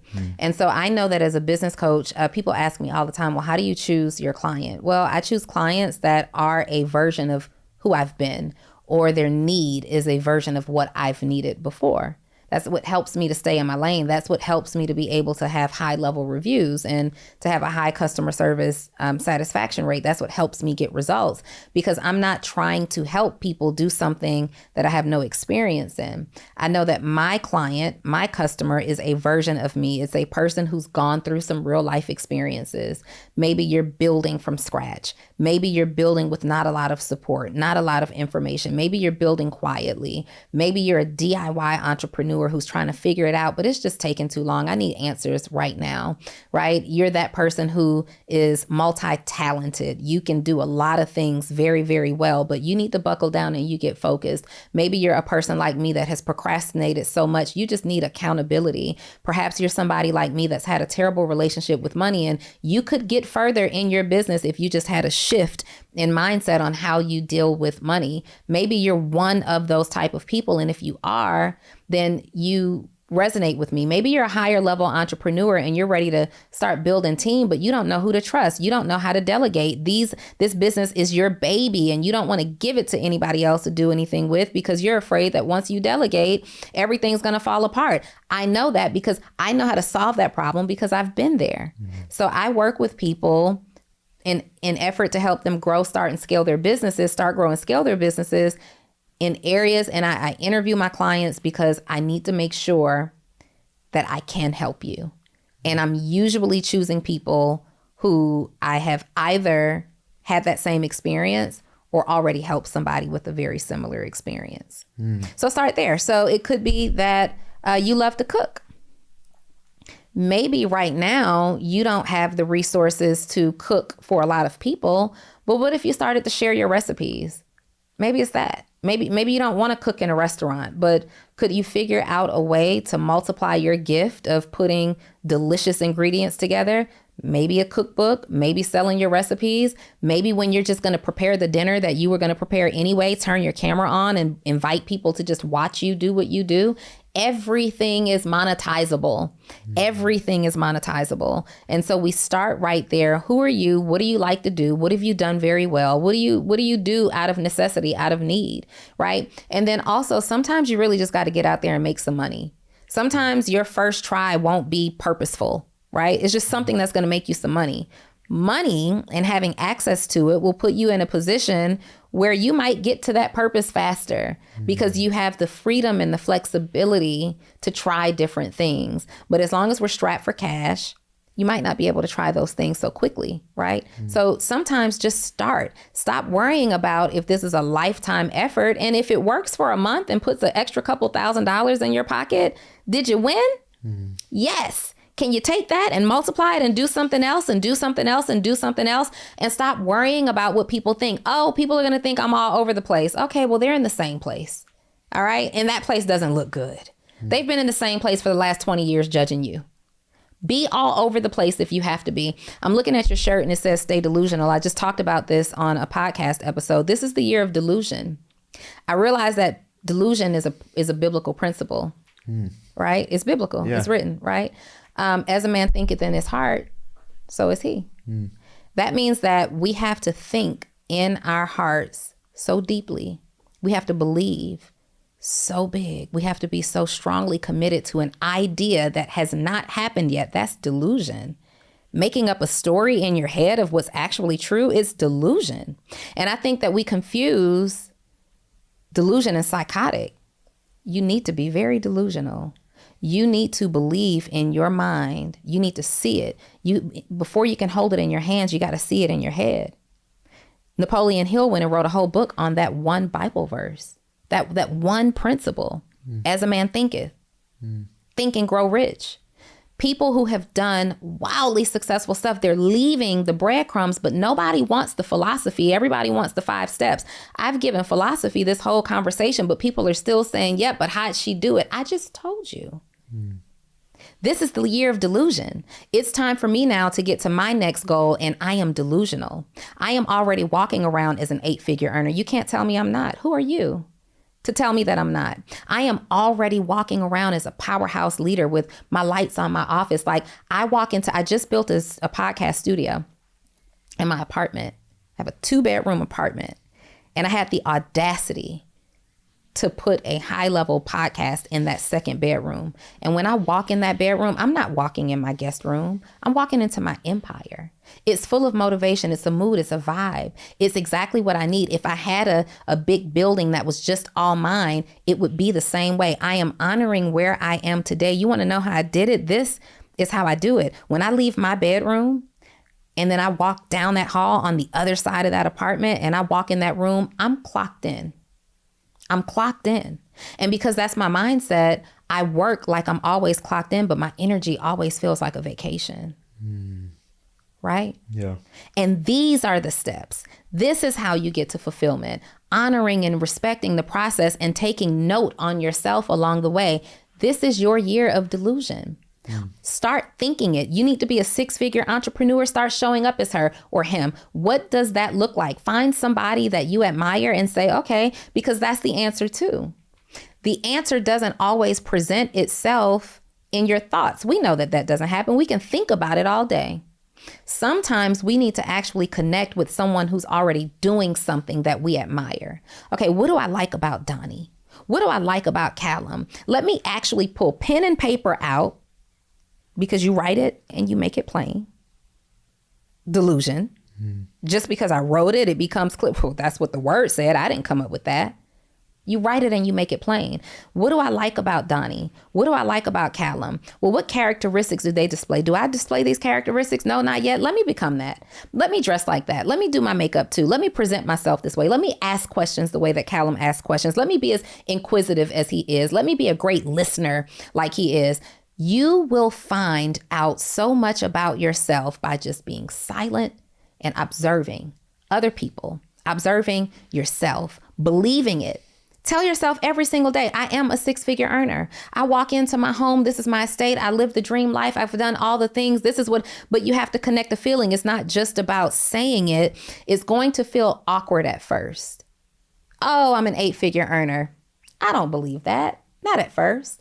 But what's going to happen is, as I start to observe other 8-figure earners and I'm looking at them and I'm saying, okay, this is how they show up. Oh, they're waking up at 5 a.m.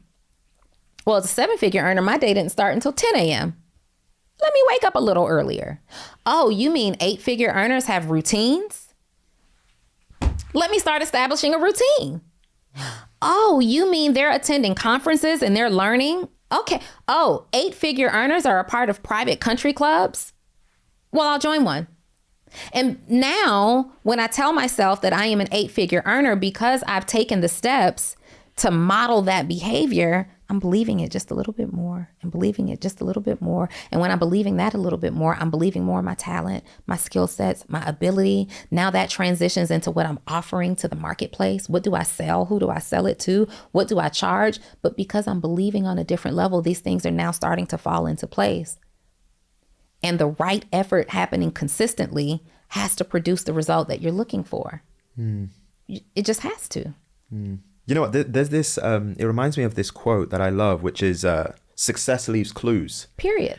And so we live in this like beautiful age and space in time with social media where like people who have achieved incredible things. And even if you just think about like autobiographies and biographies, that's like another thing. But even on social media, you can see what people have done. Yes. You can watch their moves. Yes. And it's interesting because this t-shirt is it's for the apparel brand, like the merch that we're going to release for the show soon. I need it. We'll get you one. And the reason, like, it was deeply personal, like in the design and like even thinking about what would the message be. And it was like, you know, when I initially started the show, it was to your point earlier, it was an experiment. I just wanted to see if I could do it. I wanted to see what it would be like. And I fell in love with it. And it became obvious in hindsight that it was like a calling, that I love conversation and listening to people. And then we kind of have, you know, I've been doing it for 3 years and we go through this period where like it wasn't growing that much. And then in the last year, we go from like 600 subscribers to 125,000 subscribers. Congratulations. And thank you. And I remember I'm having a conversation with my business coach, who she's been coaching me for like 3.5 years. She was actually the inspiration even for the show, like for me starting the show. And I said to her, you know, I had this goal so long of reaching 100,000 subscribers. And then we got it and I was like, what's the next thing? And it reminds me of, I think for a lot of entrepreneurs, you reach a certain like revenue mark, you know, you might get 100,000 and you're like, wow, I never dreamed that I could do this. But then it kind of creates this void because you're like, what is the next thing? And I remember she said to me, she goes, Callum, like, just imagine the person that you want to be. Like, write it down. Write down who he is, how he shows up, like every part of his life. How is it mapped out? And then just be that person. Yep. And I think so often it was like a light bulb moment for me. But so often we put like this delay on our lives. And I realized I was doing that, right? Like you think, oh no, I need to wait like, I don't know, 20 years, 30 years before I can be that person. So no, you can actually just be that person right now. Just be her or him right now. And it might look, to your point, in the short term, it might look completely delusional. But I remember there was this quote, I was watching Busta Rhymes talk about this. He said, you're only delusional until it works. Until it works. And then you're a genius. Yes. That's what everyone says. Oh, I always knew that she was going to be like that. You're only crazy until it works, and then you're an inspiration. It's funny. You see how that works? That's how it works. And it goes like, to your point, you went from 600, I think, subscribers to 100,000 plus. Yeah. I literally just made a post on Instagram today, and people are really resonating with that post because we beat ourselves up. Oh, I only have 100 subscribers, or I only have X amount of views on a video. And so I went to ChatGPT. I saw a friend of mine recommend this prompt on ChatGPT. So I tried it. I went to my YouTube page and I looked at the last video that I posted on YouTube, right? And it had 3,800 views. And I went to ChatGPT and I said, ChatGPT, it's right here. My latest video on YouTube has 3,800 views. Can you show me a picture of what 3,800 people in a room looks like? That's so good. This is what 3,800 people in a room looks like. Yeah. Now I could beat myself up. It's like an arena. It's an arena. I can beat myself up and say, I'm only getting 3,800 views. Meanwhile, Callum and his podcast is getting 250,000 views. But if I have a mindset shift and I say every week when I release an episode, I'm literally having my own virtual conference with a coliseum that looks like this. I'm actually going to take this picture and put it on my mirror. So every single day, I know that I at least talk to this many people. I get this. This many people are showing up to hear what I have to say, even if it was 100 people. Go to ChatGPT and ask ChatGPT to tell you what it looks like to have 100 people all bought in to coming to hear your voice. It's a perspective shift. It's no longer, I only have 100 people looking. I only have 100 people subscribed and tuned in. It now becomes, I get to share with this room full of people. But you got to be delusional. There's no room full of people. You'll never get to see these people. But you do. ChatGPT just showed me the people. And so now when I am presenting, now when I'm creating offers and only 500 people are taking advantage of it, ChatGPT, show me what a classroom of 500 looks like. I can keep doing this week after week after week after week. And with that type of delusion, with that type of dedication and commitment and the ability to, my win, when you say I have the ability to bounce back, it's not really that. I have the ability to, at the drop of a dime, have a mindset shift intentionally. As soon as I have a clear understanding of what the problem is, I have the ability to say, you know what? I don't want that to be the problem anymore. I went through a depression last year. And when I realized that that's what it was, and I wasn't going crazy, I wasn't losing my mind, I didn't have early onset Alzheimer's. When I realized it was depression, the doctors attempted to prescribe an antidepressant that at one point I felt like I needed. I lost my dog shortly after all this. And I said to my mom, I need you to go get the prescription. And when I got the prescription, I opened that bottle of pills and I said, you know what, let me just look and see what the side effects of this is. And I looked it up and I didn't like the side effects any more than I liked the first effects, right? I didn't like what would happen next any more than I liked what was happening now. So I said, I understand what the problem is. And I understand that it just got worse for me in this moment because I just lost my pet of the last 12 years. This is normal. I'm not doing anything where I have to reach out in this way. Let's figure out what helps to shift your energy, your mood. You tell me I need vitamin D? Let's double up on vitamin D. You tell me I need to get outside in the sun? Let's do that. I need to be around people and not self-isolate. Okay, I need my accountability partners checking in. Make sure you knock on my door. Let's get down there and get in the gym. You're telling me I need to laugh more? Well, who are my funny friends? It doesn't feel good. I woke up for weeks still feeling depressed, but eventually there's a shift because I'm so focused. I'm so determined to, if there's something wrong, then what does right look like? And as long as I can identify what's wrong, I can then say, well, what does right look like? And now I'm in pursuit of right. And now I'm doing all of the action steps to get to right. And that's how I live my life every single day. Things aren't perfect. Things aren't perfect today. I go through stuff every single day, but I get it. But what does right look like? What's the outcome that I actually want? And if you don't know how to reverse engineer that, guess go to ChatGPT. ChatGPT, this is how I'm feeling today. What's the opposite of this that would make me feel better? Okay, great. Can you please document some very detailed steps for me to how to get to this? And then you look at what ChatGPT says and you say, oh, I can do these things, but I can't do the third thing that you suggested. Can you take that out and recreate a plan for me? And you've got the answers. It's really that easy. But people want to stay stuck to lack. People want to stay committed to dysfunction. People want to believe in excuses more than they believe in possibilities.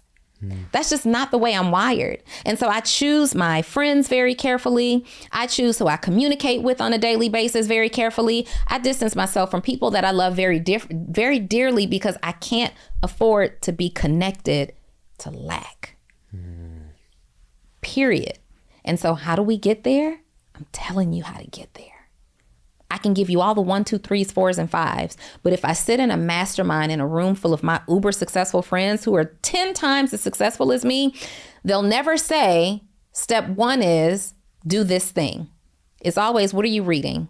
What are you thinking? What are you believing? What conversations are you having? How many times are you showing up for things like this? How many times do you speak well to yourself? How many times are you speaking life to yourself? How many people do you have that you communicate with daily that speak life into you? We've got group chats where we're literally waking up first thing in the morning. Like people say, don't pick up your phone first thing in the morning. It's because you're having the wrong conversations. I do. And you know what's in my phone first thing in the morning? A prayer, a sermon, a word of encouragement, somebody highlighting that I'm so talented and gifted at this thing. Show up today. That's what's in my phone. And if you want to know how, these are the steps that you take. The first environment that you have to create, that you have to correct, is the one right here. It's living between your ears. The environment between your ears is the first environment that you have to correct. And then when you do that, it's changing everything that you're thinking and believing. And then you will manifest and bring things into fruition that will blow your mind. You know, that's so good. It's so good. You know, I want to complete the loop for people, but I'm aware that it's 5:15. Do you have like an extra 10, 15 minutes? You can keep going? Okay, awesome. It's really awkward to say no. You know what I mean? I'm starving. What do I do? Say no? Yeah, let's get it. That was kind of my plan. Yeah, you know what? It's Wait, because I've been wanting to uncross this leg, Caleb, okay, but my boots are gonna make this weird noise on the mic, and so let me as well do it now. Let me do it now. All right, let's get it. You know, one of the things that I said earlier, I said success leaves clues. Yeah. And so it was interesting because similar to you, like I like to study people, especially people that I like admire or they got a certain result that I'd like to replicate in my own life. And so one of the things when I started looking at certain entrepreneurs, I would pay very careful attention to the way that they would speak. Yeah. And a lot of the times they would say things like, you know, I put one foot in front of the other, one step at a time. And it's funny because I found that when I tend to get the most disillusioned, when I'm building my business and you're starting to just go through the just the trials and tribulations of what it takes to build something, it was because I wanted to make giant leaps. I wanted to make these leaps forward, right? I wanted to do 20 steps at one time. Mm-hmm. And really, like, the beauty of what you speak to is that just the commitment to that process of putting one foot in front of the other. Yeah. What's going to make me feel just a little bit better? Mm-hmm. What's going to move the business just one step forward? Mm-hmm. And it's funny because you do that over a consistent period of time. Mm-hmm. And you look up and what's there is that thing that you dreamed about building. Yeah. And I think that that's awesome. You know what? Here's where I wanted to go next. I was listening to a podcast that you were on, and you were saying the fact that you were talking about making your first 6 figures, mm-hmm, doing your own business. Mm-hmm. And you said that the first 6 figures was the most difficult. Mm-hmm. I think you said, like, even in getting to like $1 million, the first 6 figures was the most difficult. Yeah, for sure. Why do you say that? So the first 6 figures is the most difficult because it's really challenging to wake up every single day and have to figure something out that sticks enough to where people want to pay you over and over and over and over again, right? Your first 6 figures is really your proof of concept stage. Does this work? Is this valuable? Do enough people want it? Is there a big enough marketplace that I can even sell to? Like, there are a lot of variables that you're attempting to put into place. And keep in mind that many entrepreneurs are people who weren't making enough money on their jobs, right? You're in corporate America and you're making $20 an hour and it's just not enough. It's not enough. But everywhere you go, you're applying for these jobs and you're interviewing and you've got people telling you what you're worth. Well, 6 figures is a stretch away from $20 an hour, right? Mm-hmm. And so now it's you against you. Can I do this? Do I have a viable product or service? Are there enough people that need this product or service that will actually pay me? Do I have a voice that will stand out? Can I market this? Can I reach who I need to reach in order to get this done? You're really testing all of that. And so that's more challenging for me than it was to do 7 figures, because 7 figures is simply you scaling what you did to get to 6. But 6, you hadn't done too much yet, right? You hadn't done a whole lot. You're still in the proof of concept stage. So you're very carefully crafting this business model. That's a lot of trial and error. You don't really have a whole lot of data. Also, when you're not yet making six figures, you don't usually have a lot of money to reinvest back into the business. Many of us are living off of this money, right? So you don't have the marketing to put the money to put back into marketing, the money to put into team. So at that stage, you're really a solopreneur. You're wearing all the hats. It's like, hey, I'm the operations director, but also the marketing director. You got a human resources issue, that's me. And you know what? You're also the team member with the issue. So at that level, you don't have access to a whole lot of resources. You're really being very, very careful with what you're offering, who you're offering it to, and what you're doing with the revenue that's coming in. Whereas once you're on your trajectory for seven figures, you've got access to a little bit more capital. You've got some data. You understand what works. You understand more of who it works to. And now, typically, we just have to scale a couple of things. Maybe we have to put some systems and processes and workflows in place in order to take that six figures to seven figures. Maybe it's about team. Maybe it's about frameworks. Maybe it's about now studying data and realizing like, okay, we got the six figures, not really looking at data, but now we have the ability to study some data. And I see that this works, but this doesn't work. And this actually costs me more money. Let me do this that doesn't cost as much money that yields a higher result.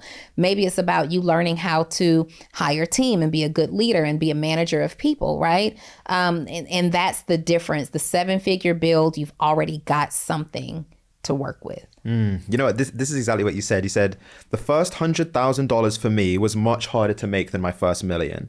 At $100,000, I was trying everything. Yeah. I was adding offers. I was taking offers away. And I just want to give it to you based on what I actually did.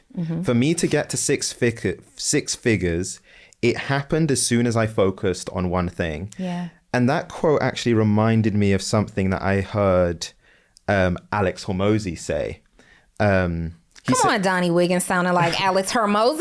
Let's do it. Now I know that 8 figures is possible if I'm sounding like Alex. You're I already like on that. the way there. Tell me more. I'm already sounding like 8 figures. Yeah, I know. Okay, go back. Say what you were saying. Well, Alex Hormozi, what he said, getting to six figures is simple.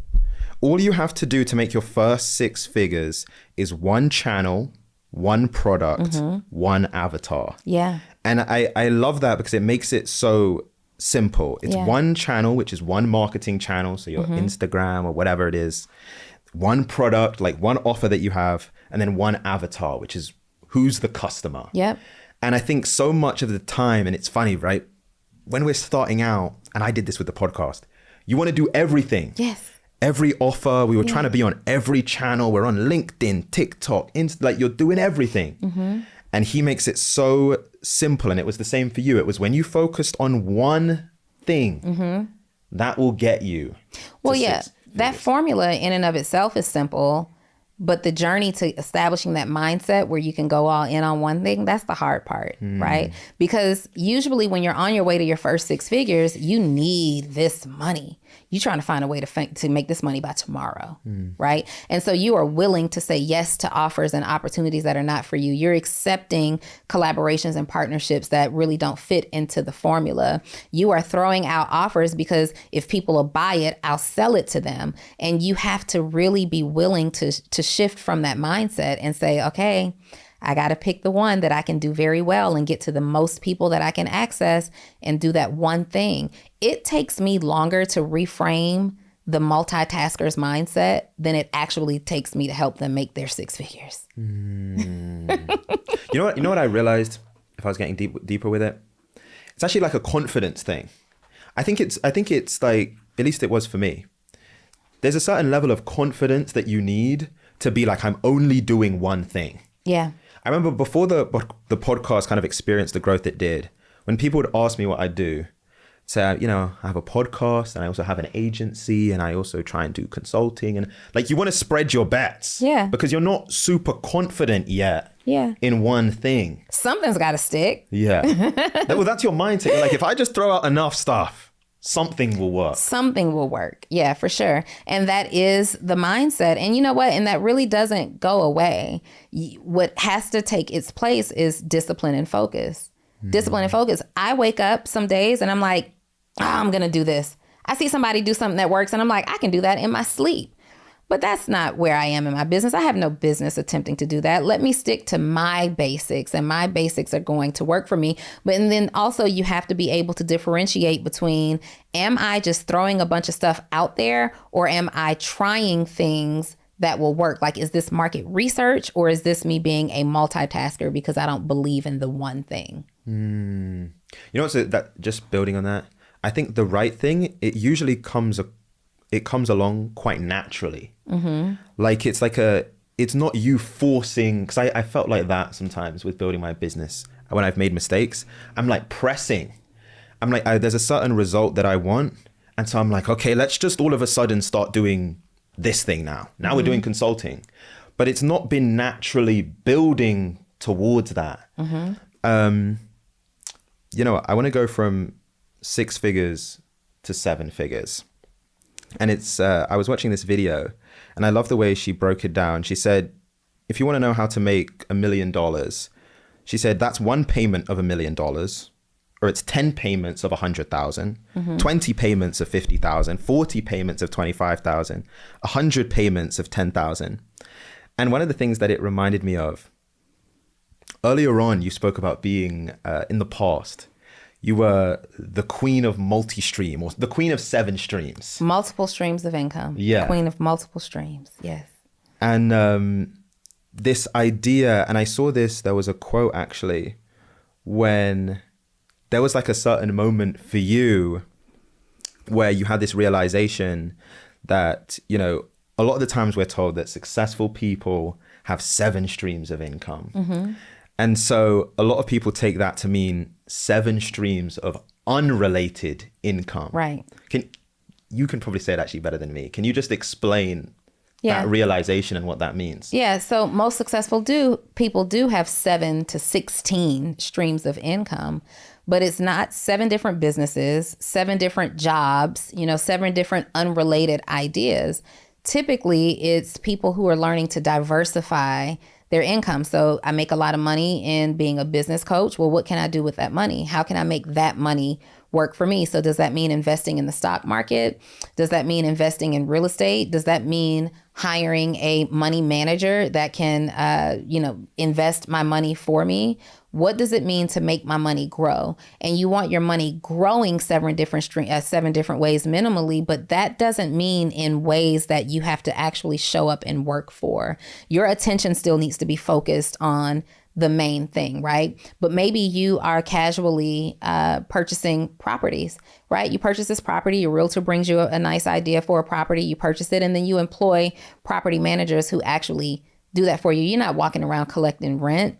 You're not going into these properties and doing the maintenance and the reconstructing and rehabbing yourself. You're letting your money work for you, right? You're investing into some other things. Maybe you're buying into other businesses. Maybe you're sitting and you're consulting for other companies, right? That's one of the ways that I appreciate diversifying my portfolio right now. Maybe you are investing in crypto and all the things, who knows?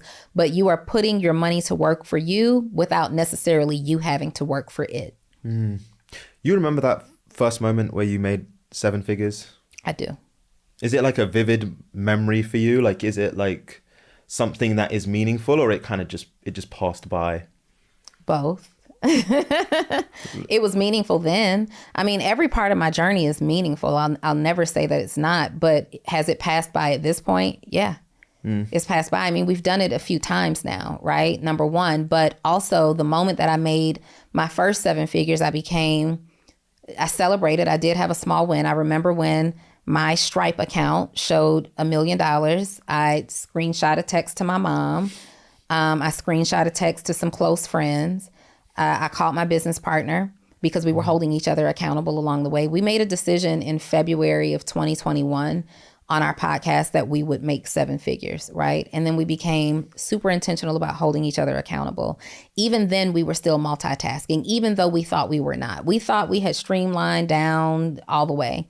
And we realized that we had to streamline down even more. And so David would call me and I would call him. He's like, hey, did you reach your goal today? Did you do that? And so that was in February of 2021 when it started. By July or August of that year, David made his 7 figures and I turned up. I said, I'm not there yet. We can't have this. No. We're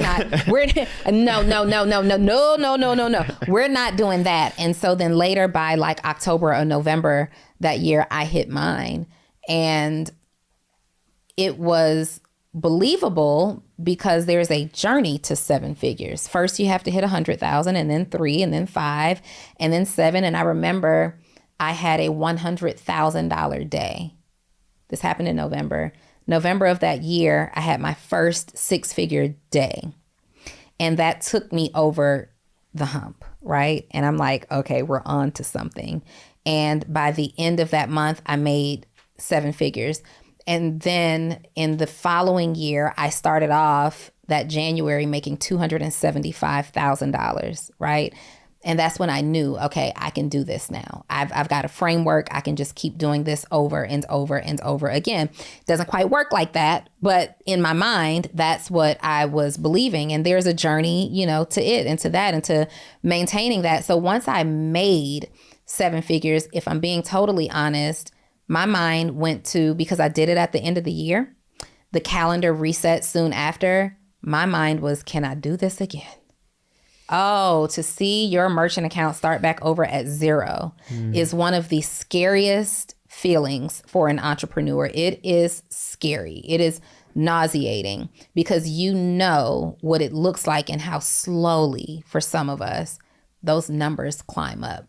But then in January, when I made my first multiple 6-figure day, for me, it was like it was reassurance, like you can do this, you can really do this. But you know what I did, Callum?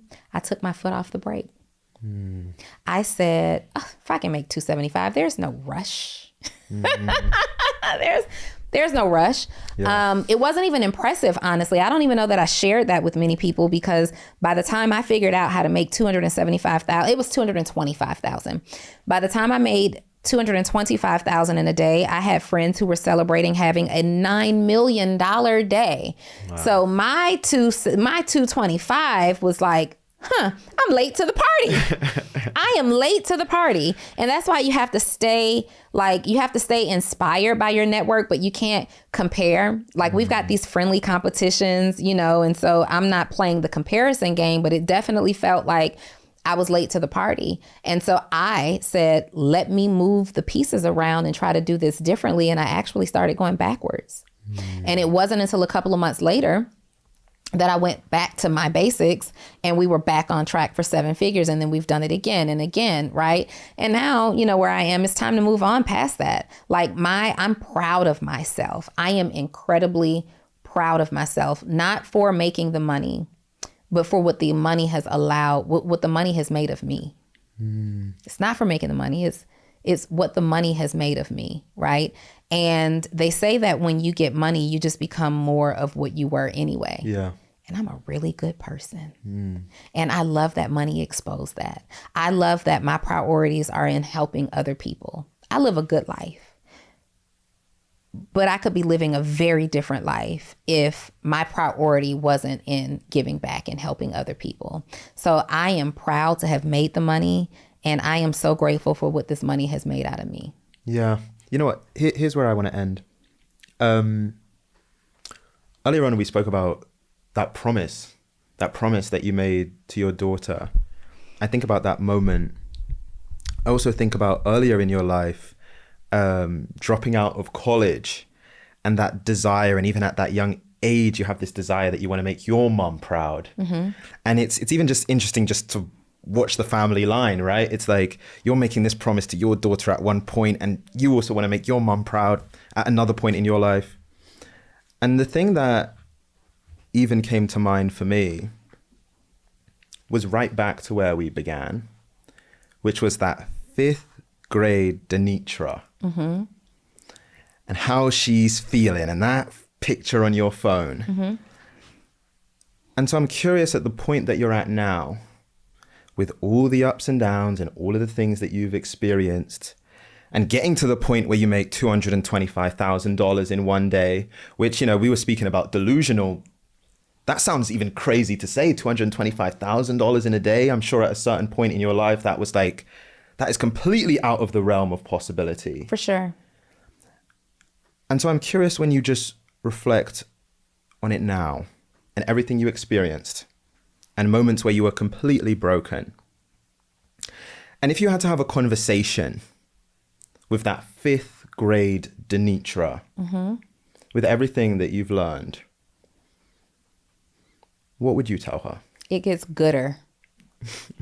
And I meant that. It gets gooder. Because I probably would have said that in 5th grade, right? I understand that it gets better for most people and somebody's ear just really exploded, but it really does. It gets gooder. You will become more than you have ever imagined. I'm proud of you for having a great starting place. Like, your dreams really were that deal at that time, but it gets better.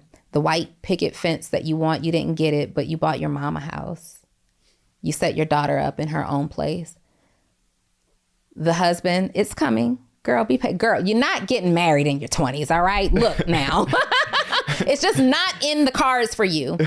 But even with that, I understand that maybe if I did get married, because there is a piece of me that can't wait for a husband that I can be the battery in his back and support him. Like, because again, my calling doesn't require that I'm a business coach. I just can't wait to get married and be like, what can I do for you, babe? But maybe because that's my attitude, maybe I wouldn't have experienced enough to even be that person for someone, right? So the husband is coming. The home is multiple. And all the things that you wanted to do, you're doing them in real time. And your mom is here to see it. And your daughter has options because of the sacrifices that you made. The tears that you cried, the lessons that you had to learn, tough, easy, whatever. My daughter graduated college. She went to college with options. We paid for that, right? We didn't have to do what I had to do to go to college. She graduated college with a degree, but I still gave her options. You got the option. I know when you chose that career path, that's probably not what you wanted to do. And I don't care. You have options. Why? Because your mom has set you up with some options. These things that you want to do, these things that you want to become, that fabulous woman, that's not lipstick. The fabulous woman isn't mascara and lipstick and all the fancy clothes. The fabulous woman, the best part of you is your heart. And we are proud of her today. Yeah, for sure. That's beautiful. That's beautiful. And it's almost, you know what, when you said that and you said that she has options, yeah, it's almost like, and I know the promise is never complete as a parent. And I, even speaking with my mom, I know that there's never a point where you're like, I'm done. They're good. I'm done. I am done. No, what were you going to say? I'm not done. But I'm very much still here. Even for her to graduate college and to have options and to have that life, it is, in a way, it's like that promise being paid forward, that promise that you made to her. I owe that to her. And people will say, your daughter is 22 years old. It's time for her to X, Y, and Z. You don't understand that when she should have been X, Y, and Zing, she was playing in the dark with me because the electricity was off. When she should have been X, Y-ing, and Zing, her dreams were being ripped from her. Her prized possessions were being taken from her. And I understand that society has this common mentality that kids have to work hard and you just got to, but I don't buy into that. We can work smoother, right? She'll go through some things. She'll have some challenges. Her life started with challenges. I owe it to her. I owe that to her. And I mean that, right? When she had the opportunity to be X, Y-ing, and Zing, mommy was failing for both of us. Now that mommy is winning, that is for both of us. Period. You know, and here's what the last thing I want to say. You are like the family member at the cookout. Yeah, I just keep going. I swear, you say goodbye 15 times. I just keep going. And then I drive around and I come back out. And one more thing, guys. While it's on my mind. I'm happy to be here. But you know what? It was, I remember because I've had an interesting relationship with my mom, and now she's probably the closest person to me. And my appreciation of her really changed when I fully embraced her and appreciated her as a human. Because before that time, I saw her as just like this superhero, that everything that she could do. And I think one of the things that is meaningful, because there's certain things that even in my story and my story with her, like things happened, and I know that she's not necessarily like the proudest of it. Neither am I of certain things that I did. But it's like that, I wanted to give her that appreciation of like, you did an incredible job. Yeah. You did an incredible job. And the things that like the missteps, you're a human being. Mm-hmm. And so I also want you to feel that as well, because I think that you've done so much. Mm-hmm. And you're in a spot which is like, I can just tell from the conversation that we've had and the energy of it that you're in a really great spot. I am now, but that's hard work. And that's why I reward my daughter so much, because in the thick of it, in real time, when all these things were happening, one thing I always give her credit for is she let me be a human. To her, I wasn't a failure. It was just to me. But I was always a superhero to her. I was always mommy to her. And in those moments, she never made me feel bad for it. She didn't stomp her feet and say, I don't get to do this. My daughter has been a writer. And that's why she gets what she gets from me today, right? Now, you know, that comes with responsibility and all the things, but I don't owe it to her because she's made me feel bad. I just owe it to her because she should have had a different experience. Mm-hmm. I owe it to her because I chose hardship, not because hardship chose me. Mm-hmm. And so we are working now, we're setting her up, and her life will be easier at the age that I experience all those things. She's traveling and she's living. She's got her own high-rise condo apartment. She works with me. And I'm just here. If I can be an example to complete strangers and give them chance after chance after chance, you better believe I'm going to be an example to my daughter and do the very, very same thing. But I am a human. I have forgiven myself for poor decisions that I've made. I'm not attached to that trauma in that way anymore. It's just a milestone that when I was in the thick of it, there were things that I wanted to do for my family, including my mother and my daughter, that I am grateful for having the ability to do now. Because when we look at other communities, other races of people, their kids are inheriting millions upon high school graduation.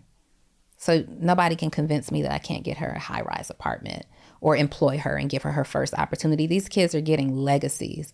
They have trust funds. I started late.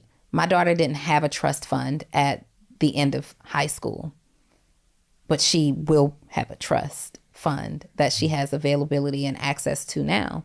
And if other people are doing it, and if we believe that success leaves clues, and we rank last in terms of financial wealth, and we're the furthest on the wealth gap impacts us the most, then maybe let's do something different. Maybe let's stop being so hard on our kids. Maybe let's stop rushing them out of the house at 17 and 18 years old. Maybe let's hold on to them a little bit longer. Let's look at the reality TV shows and not look at who they're dating, but how they're living. Mm-hmm. Let's pay attention to the fact that when we were first introduced to the Kardashians, they all lived in the same home. When we were first introduced to other wealthy families, they were all living in the same home. Okay, well, let's do that. Let's look at what it means for your mom to be so powerful that she can open doors for you. We see it all the time. We're just not doing it. Mm. Donni Wiggins is doing it. And that's what I enjoy doing. Mm. Donni Wiggins, thank you so much. Thank you, Caleb. Okay, so if you enjoyed this episode, you're going to absolutely love what we did with this one right here. Click here.